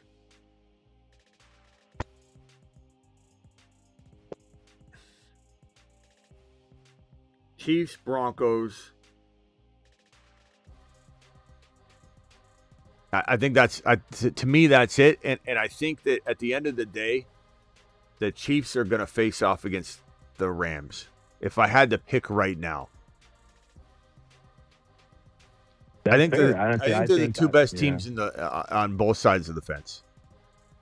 But yeah, no, that's good. We'll see we'll see how the Patriots do. If the Patriots use Henderson, they're a much more explosive team. So we'll see what Vrabel does. Yeah. And Denver's. I hope they do. Crafty. I mean, I have Henderson on one of my teams. You know, I obviously follow you, Smitty, and I was very new about Indy being Ohio State. I'm a Michigan fan as well, U of M, and I saw Hindy like kind of tear up our Big Ten division. I'm like, this guy could be good, but you know that Vrabel, he's kind of old school, and I get it. But you know they get more usage now that Stevenson's back. I mean, he could actually. He just needs a little bit more run. You know what I mean? So, but they get him when Stevenson was out. But the question about the Tesla pickup, I want to ask you about. Okay, now. They only seem to use him in the red zone. He is not used between the 20s at all. That's my only question. It's like, ooh, you know, is he even worth picking up because you're pretty much banking on a touchdown? Well, I mean, it's hard to judge him. Like that's him learning, you know, not having room for him essentially, you know, until now. Now but how long will St. Brown be out? If he's only out 1 or 2 games, then is it really going to matter? Maybe, you know, for 1 week. But I think Tesla is probably somebody that's going to be more developed next year. But they still have a tough time, I think, utilizing him because they just don't. Yeah, I mean, he hasn't been an integral part of the team for a while. So, like, shoving him out there isn't just going to automatically make him a 8 target per game guy. But I do believe if you look at his targets, bro, he's got 1, 1, 1, and 2 his last 3 games. It's not just like red zone looks. It's like he barely gets any targets at all. And then if you look at the depth chart, Amon-Ra, Jamison Williams, Raymond, they still have, who else is getting run in there? Where's that other? Patrick is there. Keep going now. Well, we probably had Laporta. You know, Laporta was big. You know, Lovett's got out for the year. I don't know how they do. I don't know. I don't know how they don't use him more this game, bro. Like the thing you got. all of us Lions fans are questioning why Tesla is Well, not utilized. but you got to understand he wasn't prepared yet. Like St. Brown just went down, so like you have a whole week to get him involved. If I had to guess, Tesla gets 5 targets this game. The only thing is I don't know how many games he's going to start in place of not in place of St. Brown per se, but because St. Brown's out. I would say until St. Brown's back, 4 or 5 targets a game minimum. I think it changes. They have to use him. They have to. They're going to use. I really hope they build on him because you know what, J-Mo is great and all. He's fast. He makes a lot of boneheaded decisions on and off the field. Tesla is literally the epitome of a Dan Campbell's player. All right. So, but the only way you can get experience is by getting run, right? So I don't understand that part. All right, man. But I got to go. Smitty, I got to go to the next. I know you got other callers. Yeah. Appreciate it as always, man. All right, later, bro. All right, buddy. Let me go over to Steven. Steven, you're live. Yeah, just to piggyback on your Lions, as we were just speaking, Frank Ragnow came out of retirement because I had my reservations on this whole Lions offense without Amon-Ra and Laporta. So the Lions are doing great, man, to bring Frank Ragnow out of retirement, which is, like you say, gives to Saturn and Montgomery for that. But I just wanted to get your thoughts on that, or if you knew. Yeah, I think as far as this week coming up, this next week, I believe Gibbs is going. Did you know Frank Ragnow just came out of retirement, or it just now happened? Hold on, let me pull up Yeah, they had to open his window. This was the last week he could come back. Yeah, I don't know how. Yeah, I mean, I don't know how it's going to impact it. Hopefully, good. But yeah, I mean because I had my reservations on this whole Lions because Jared Goff is suspect as it is with his weapons, but without Amon-Ra too, because they were already slipping in my opinion without Laporta and now Amon-Ra. So the Lions did the great thing bringing Frank Ragnow because they're going to lean now on that running game.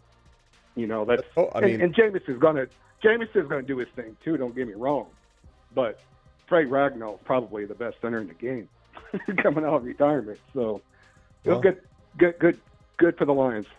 Yeah, we'll see. We'll see what happens. I mean, the fact is, Gibbs is going to be. I think Gibbs is probably going to have a big hand in what's in store for week 14 and 15, as St. Brown likely misses at least one, I think 2 games.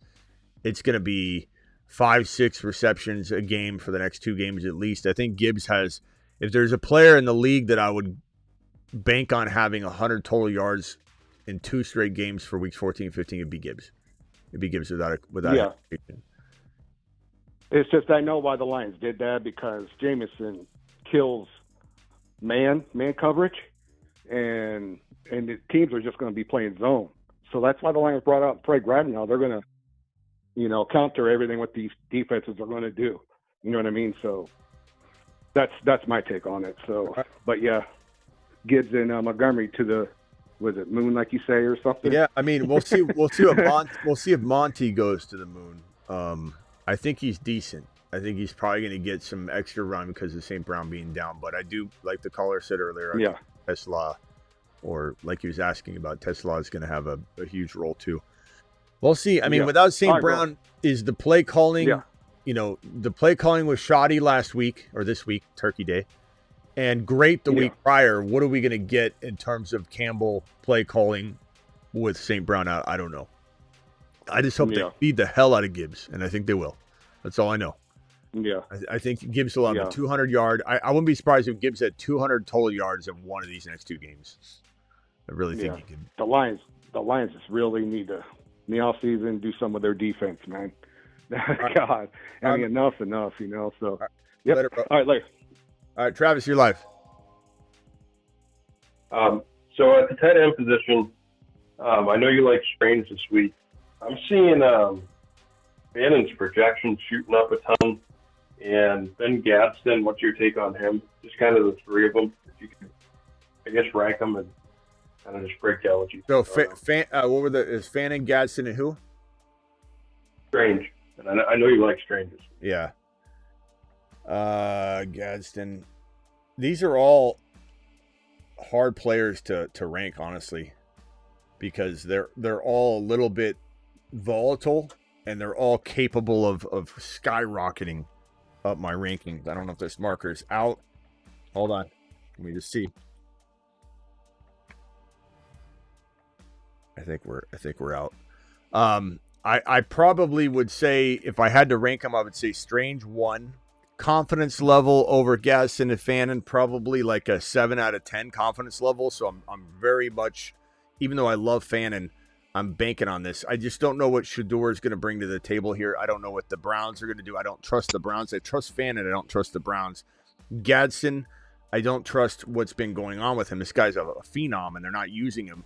Strange, I know they have to use him. They want to use him, and they have used him. So this is just an easy confidence level 7 or 8 out of 10 that he's my number 1. As far as who's won here, it's going to be week to week. I could see one week liking Fannin more. I could see the next week liking Gadsden more. Right now, I'd say Fannin by a hair. So 2A and then 2B. But Gadsden's just one game away from us all screaming and yelling and going, yeah, get him back in our lineups. And, he's that good. Freaking love the guy. Yeah. I love all three of these guys. They're all awesome.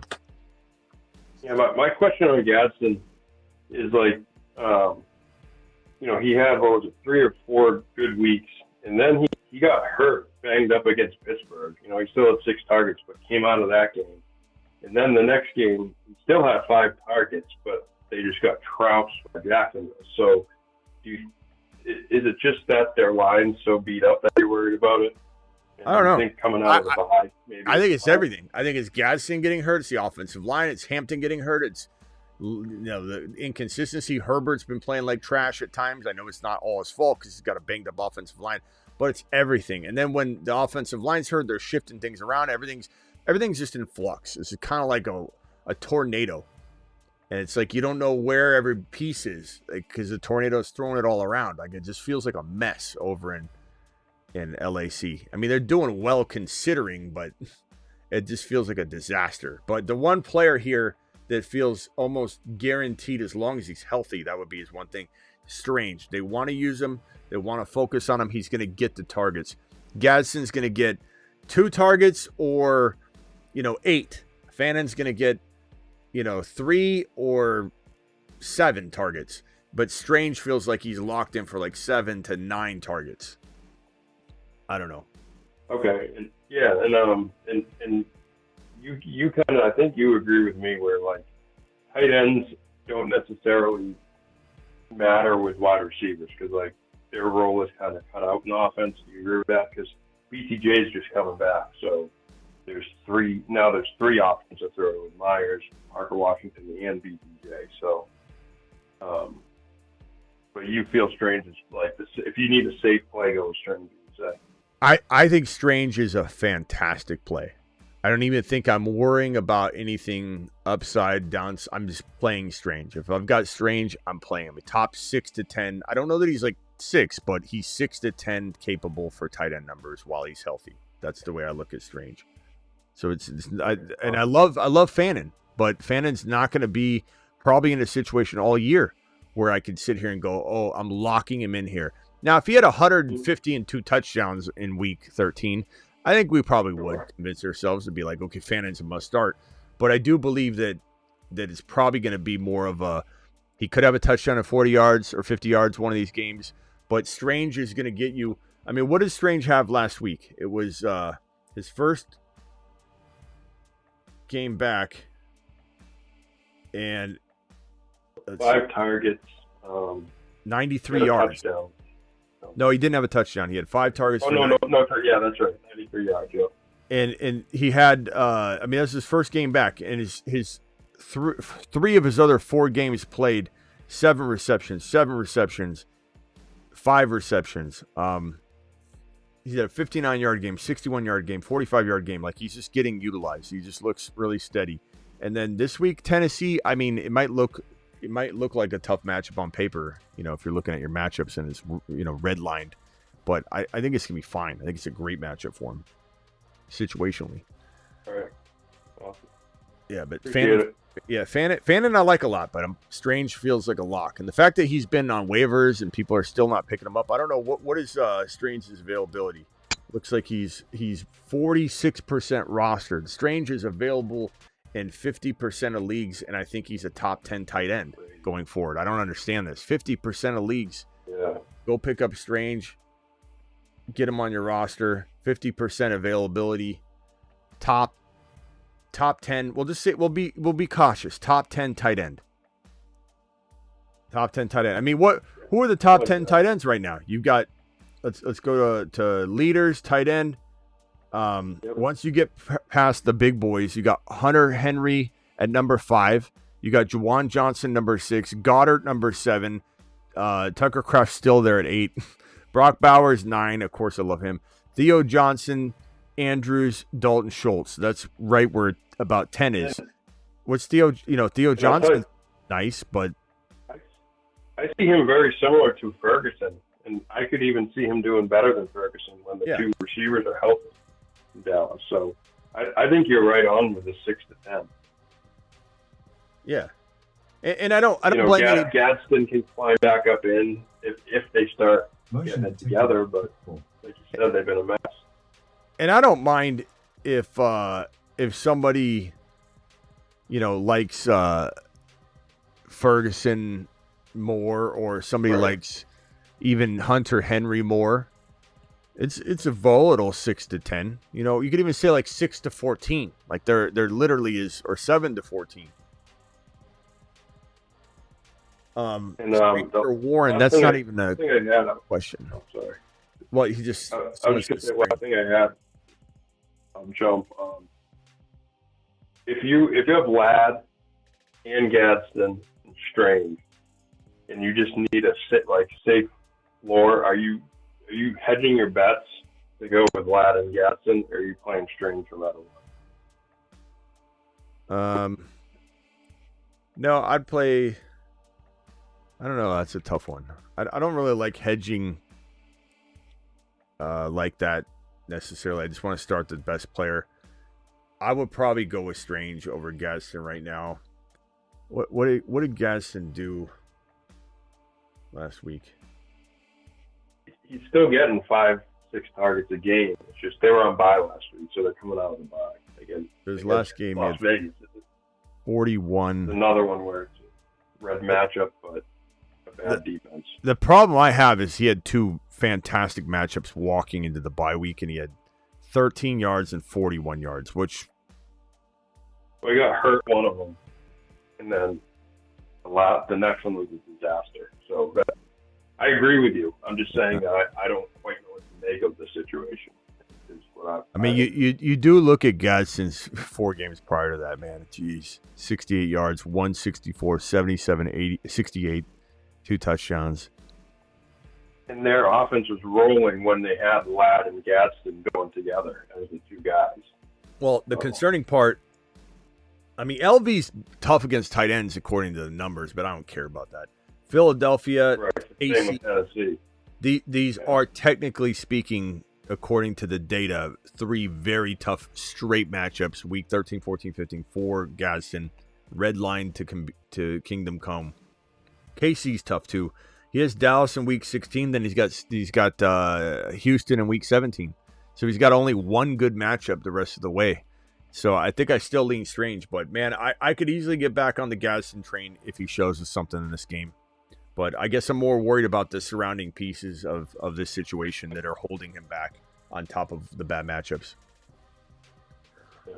So we'll see. I still like Strange, though. All right. I got to run. Later. I'll talk to you later. I still like Strange, though. I still think he's a fantastic tight end option for anybody that, can get into that now for whatever reason. I mean, I'm sorry. Did I say Strange? I meant Gadsden. I still like Gadsden a lot. Love Strange and Gadsden. They're both really, really good. Anything could happen. Travis, if you're still listening, I should say I kind of almost even want to back off my stance a little bit and just say I could see myself being really, really high on Gadsden coming out of this weekend's games and saying, you know what, never mind, he's ahead of Strange based on one productive game. I think I could see myself doing that. So let me back off that. Strange probably holds on to it all year. I don't know. Strange had like 40 yards and Gadsden had 90 and a touch. I think I could be back on the Gadsden side of things a little quicker. I mean, I like both of them. I'm not trying to bandwagon it. I'm just saying if I'm picking now, trying to rank them, my initial reaction was Strange for sure going forward. But one game could definitely sway it back. I guess that's what I'm trying to say. But love both of them. I do. I really, neither one should be on waivers. Knicks or Jacoby. We're leaning Knicks right now, but chat, vote on this one, Knicks or Jacoby. Knicks or Jacoby. I'm gonna roll with Knicks. DK, Debo, or Dortch with MHJ out. Probably say Debo. Dortch is pretty safe though, but I'd probably say Debo. You know what?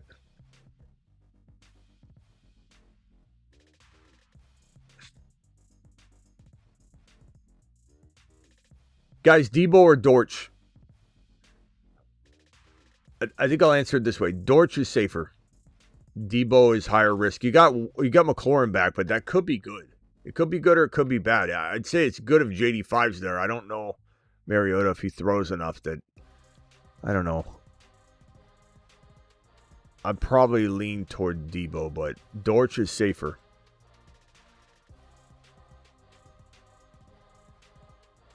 I don't know who Surtain's going to cover. I mean, that's definitely a factor for sure.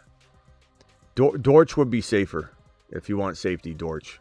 Debo's, you're always at risk of Debo having a touchdown and 40, 50 yards and being like, damn, man, should have just, Debo got to end around, scored a 19-yard touchdown run.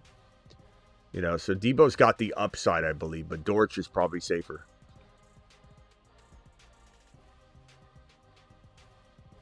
But Denver's going to be a lot tougher getting Surtain back, and it's going to be like facing Denver will now be a problem.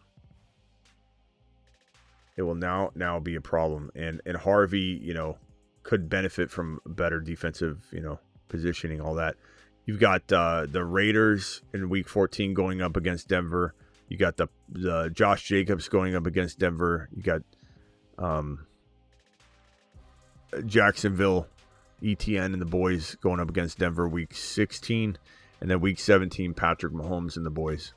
It's going to be a tough Week 17 game for the Chief players. But it could also be a shootout, you know. Sometimes those things end up being fantastic. And, you know, you got to have everybody stay healthy on both sides of the ball to really be evaluating it 4 weeks out.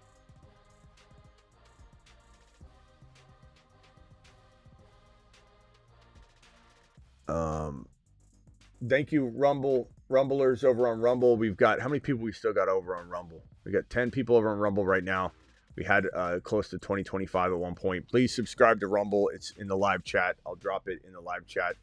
Rumble will not always be live at the same time that we're live on YouTube, but I did it this time around and probably will a couple more times. Any breaking news show, I might potentially go live on Rumble as well. But Rumble will have its own standalone show that will not be simulcasted at the same time over to the YouTube side of things. So you want to be on board Rumble. You will not regret it. Phone lines open for a few more callers. Call into the show. Call into the show. Dial in. I've got a delivery coming here. You guys have seen my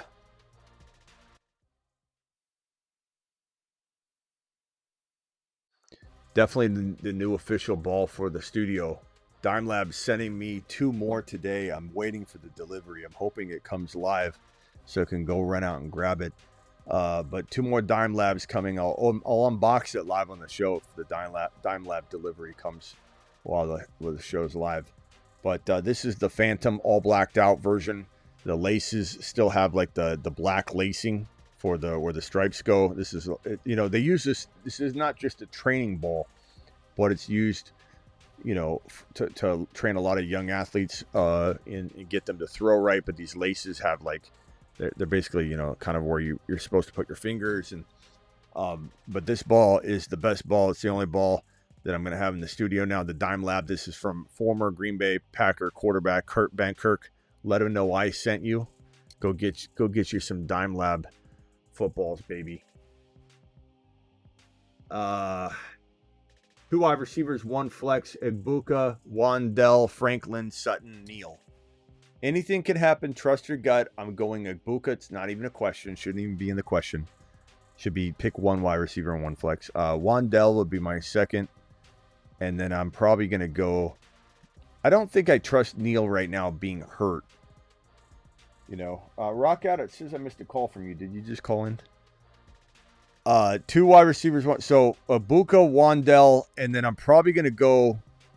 I'm going to go Sutton here. I kind of have a feeling Sutton's going to have a little revitalizing going on here in the next couple weeks. I know that Franklin's been better.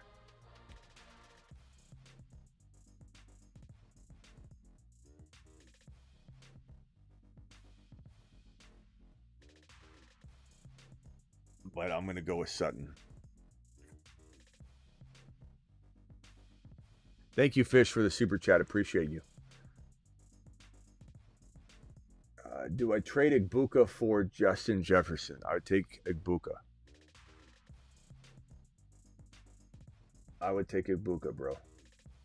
I believe the fact that people don't believe in Igbuka anymore is weird. It's weird, bro.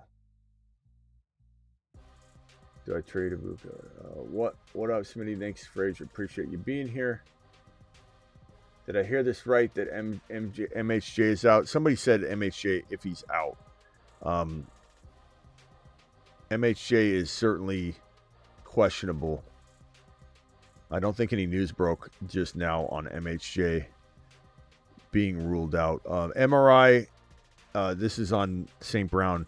The MRI and other tests confirm a low ankle sprain with no structural damage and a quick return, sources say. It's essentially a 1 to 2 week injury for amon-ra St. Brown, like Campbell said. Amon-ra will, of course, push to play through it.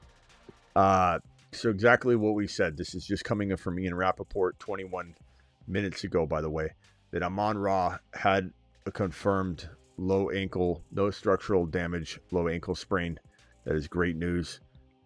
Looking for, we still just don't know anything about Ben Johnson. Look at the Ben Johnson was going crazy after the game. Ben Johnson going nuts. Ben Johnson took his shirt off in the celebration. He's flexing. I like the Ben Johnson vibe right now. He's so serious during the game, and at the end he lets loose, which I like. But man, Bears fans got to be excited about Ben Johnson. He's the real motherfucking deal. And, while I have my questions about whether Caleb will be a part of this for the long haul, I truly do. It doesn't matter. Ben Johnson's got it going on. This team is going to be super, super solid. Where's my package? I keep refreshing. I get motion alerts from the front driveway, and I don't see the FedEx truck.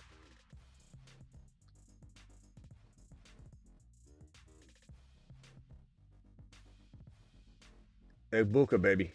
Igbuka. Rock out. I see a missed call. I can reopen the phone line. I'm not sure if that went through.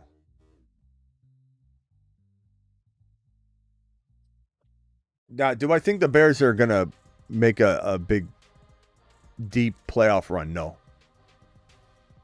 But I think Ben Johnson's scheming is pretty damn good. I think Ben Johnson is looking pretty solid right now.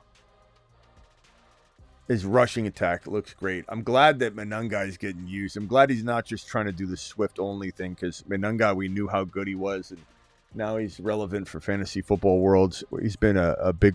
We love Menungai. You're live. Who's this again? Hello. Hello. Yep, you're live. Who's this? Is this Rock Out? My phone's acting up. I don't have. For some reason, it's not telling me who it is. What's up, my boy? Yeah, if you even try to trade AJ Brown, who would you be trying to get for him? You can still trade in your league? till the end of this week. It's crazy. I would probably try and get, like, what do you need? Running back? I don't really need running back. I got Robinson. I mean, I could upgrade Warren. What's your record? 7-5. About to go 8-5. It looks like. Is the St. Brown owner in dire straits? I mean, you could look at that. I don't know if you think you'll be fine. Be kind of an intriguing trade, I guess. Chad, if you were gonna make the playoffs, let's say, would you trade AJ Brown right now for St. Brown? Just curious. I don't know if everybody would. You know, you could go after Rico Dowdle and see if you could get an additional wide receiver. You could go after Buka and see if you could get a little bit more. I imagine AJ Brown's value is towered over Buka's right now. So you probably find someone that has Buka and Dowdle, and you could give AJ Brown for both.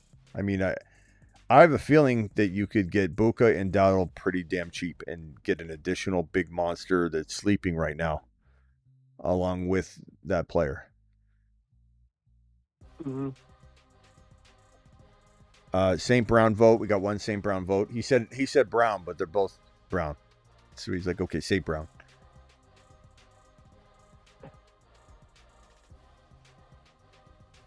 Guys, vote St. Brown or AJ Brown. If you could make the playoffs, would you swap out AJ Brown for St. Brown right now? Give me Sun God, St. Brown. 2 votes in a row for St. Brown. We're waiting for more votes, but let's see what you guys think. St. Brown, 3 in a row. Only problem with that one, I already got J-Mo.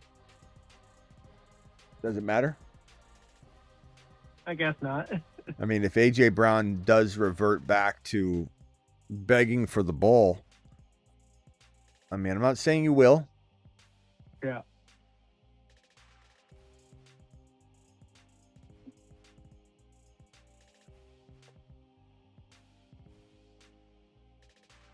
St. Brown, St. Brown. St. Brown. St. Brown or a St. Brown or a crybaby, says Chris. Right. All right. Anything else, Rock Out? What else you got? That was mainly what I was trying to figure out. Yeah. Let me check this. Let me check this tracking from FedEx on this Dime Lab. Where's my Dime Lab ball? Maybe it delivered and it's just on the side of the house. Shipment order has been delivered. It's out there. I didn't know it was out there. Hold on. Here, let me play House Call Hendy while I go get that. Hey, hold on. Mute yourself if you could, Rock Out. Taking it to the house every time he touches the football, baby. Taking it to the house every time he touches the football, baby.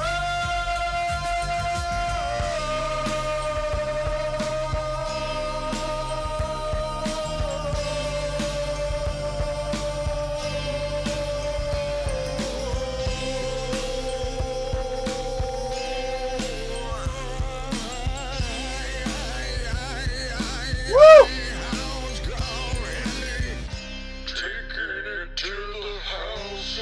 Time he touches the football, baby.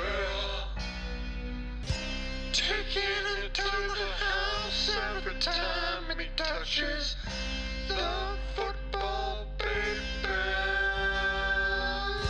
Other shows they said do not draft him.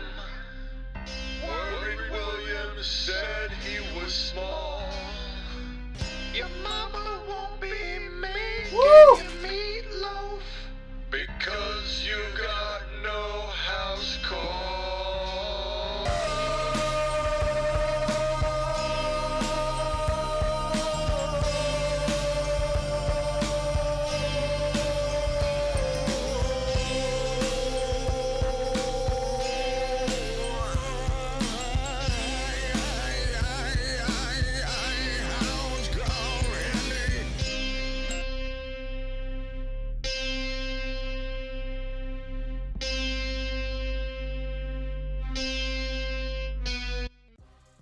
All right.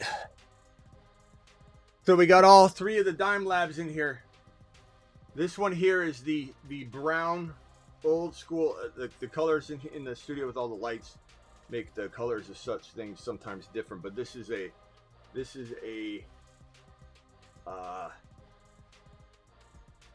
like a regular brown football, like, and it doesn't have any color stitching. It's just the stitching there to represent where.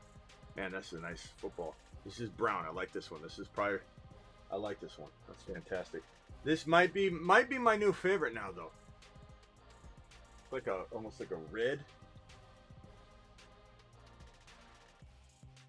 Dime Lab. Question is, do we put the dime?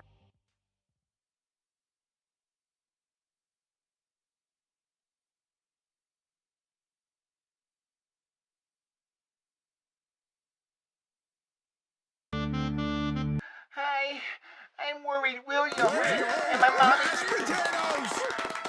Yeah, buddy. Where's the damn button? There we go.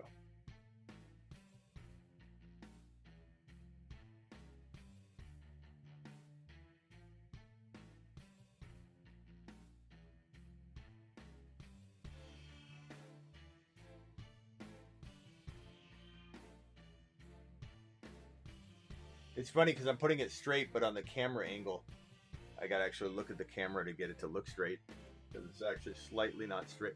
That red one looks good there. The Phantom.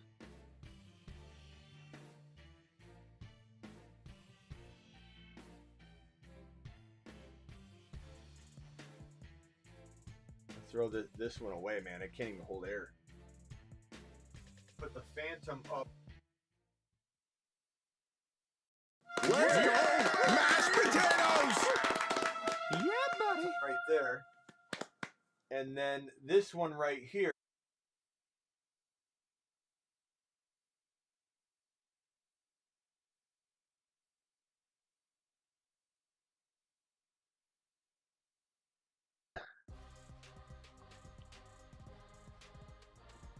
Dime Lab. Dime Lab. All right, where were we at? Rock Out, I forgot you're on the phone line. What's up, Rock Out?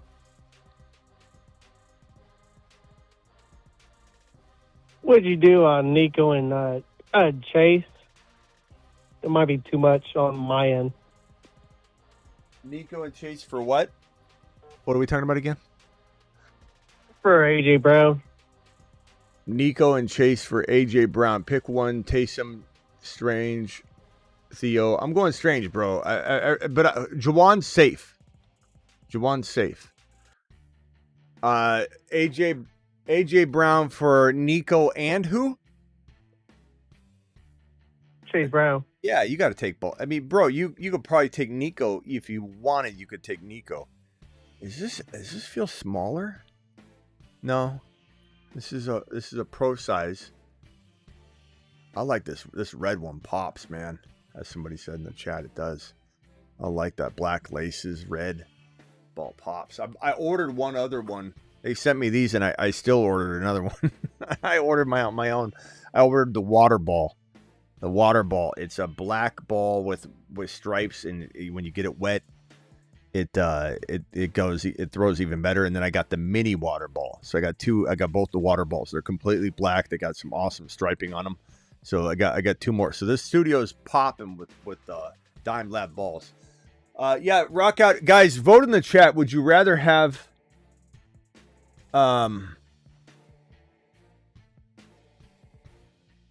would you rather have Nico Collins or would you rather have Nico Collins or AJ Brown? I'm just curious. Probably the best compliment I've ever got in this show's history is House Call Handy is the greatest song since Thriller. It's probably one of the nicest things anybody's ever said to me. Chat, vote Nico or AJ Brown.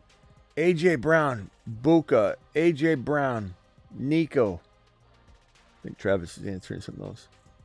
You muted yourself. I didn't mute myself.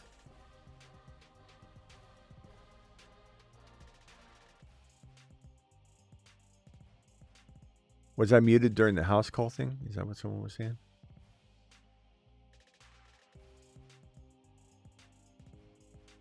BTJ. We'll see. Nico. You know, it's crazy because AJ started out with the vote, then Nico came away and won. But I don't know if it's like landslide. It's like 60-40. But I would say I'd rather have Nico than AJ Brown. Because you get all these AJ Brown points, bro. You get all, like, none of those get taken away. And then you're selling them on the chance that you got more packages. What's going on here? Another Prime delivery. Is that the water ball? Did I ironically get the FedEx from Dime Lab at the same time I ordered my Amazon, the water ball on Amazon? Maybe. And you can get the water ball on Amazon if you wanted to. I like this ball, bro. Shout out to Dime Lab. The Dime Lab.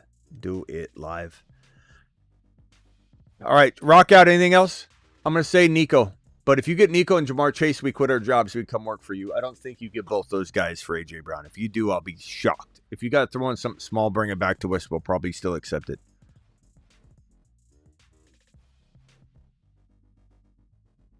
Hello? Rock out. Hello?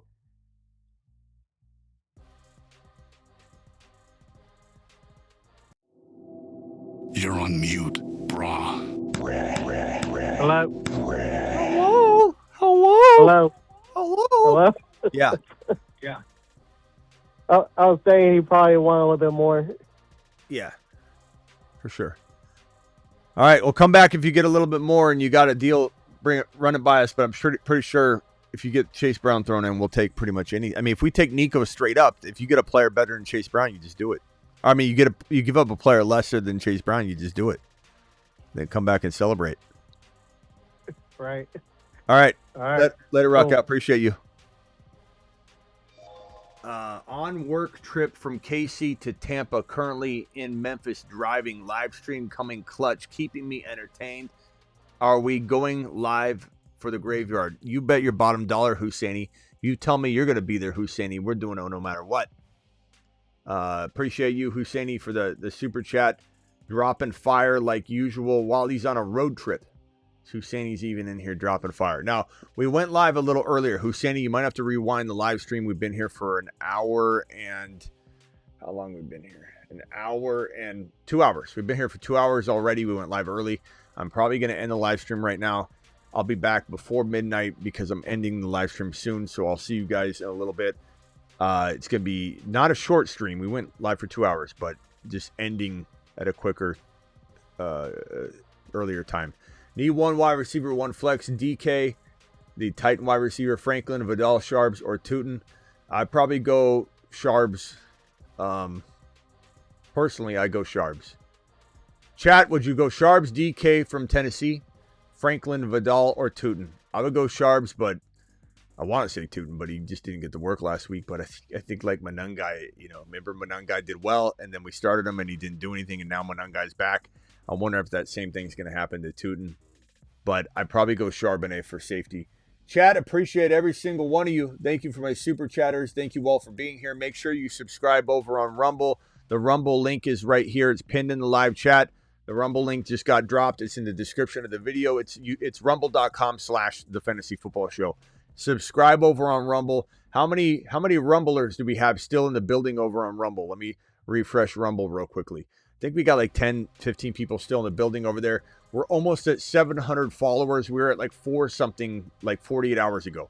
So we have over 700 followers on Rumble. It's only going to get bigger. We're going to live stream literally almost every day over on Rumble.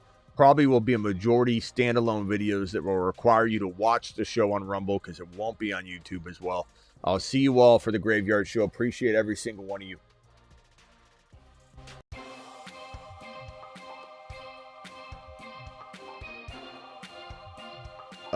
Game Breaker, appreciate your super chat here. PPR, start Nico or Buka. Started JMO. Nice job.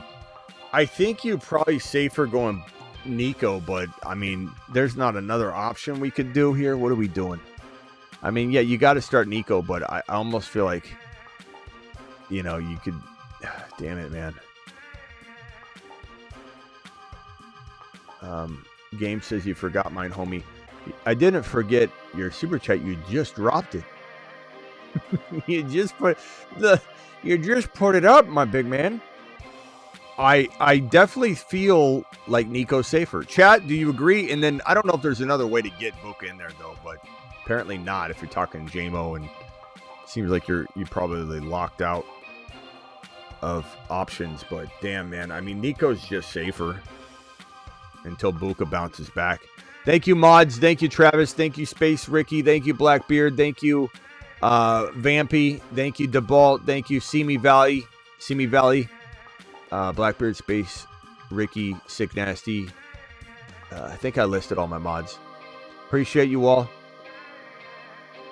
Thank you, Game Breaker, for the final super chat. I'll see you all at midnight. No, before midnight Eastern. We'll be back. Deuce. If you're coming in late saying, oh, this show's over, just rewind it. We had a nice show tonight. 2-hour show. We went live early because the game ended, and we always go live when the game ends. So there you go. See you at midnight Eastern or before.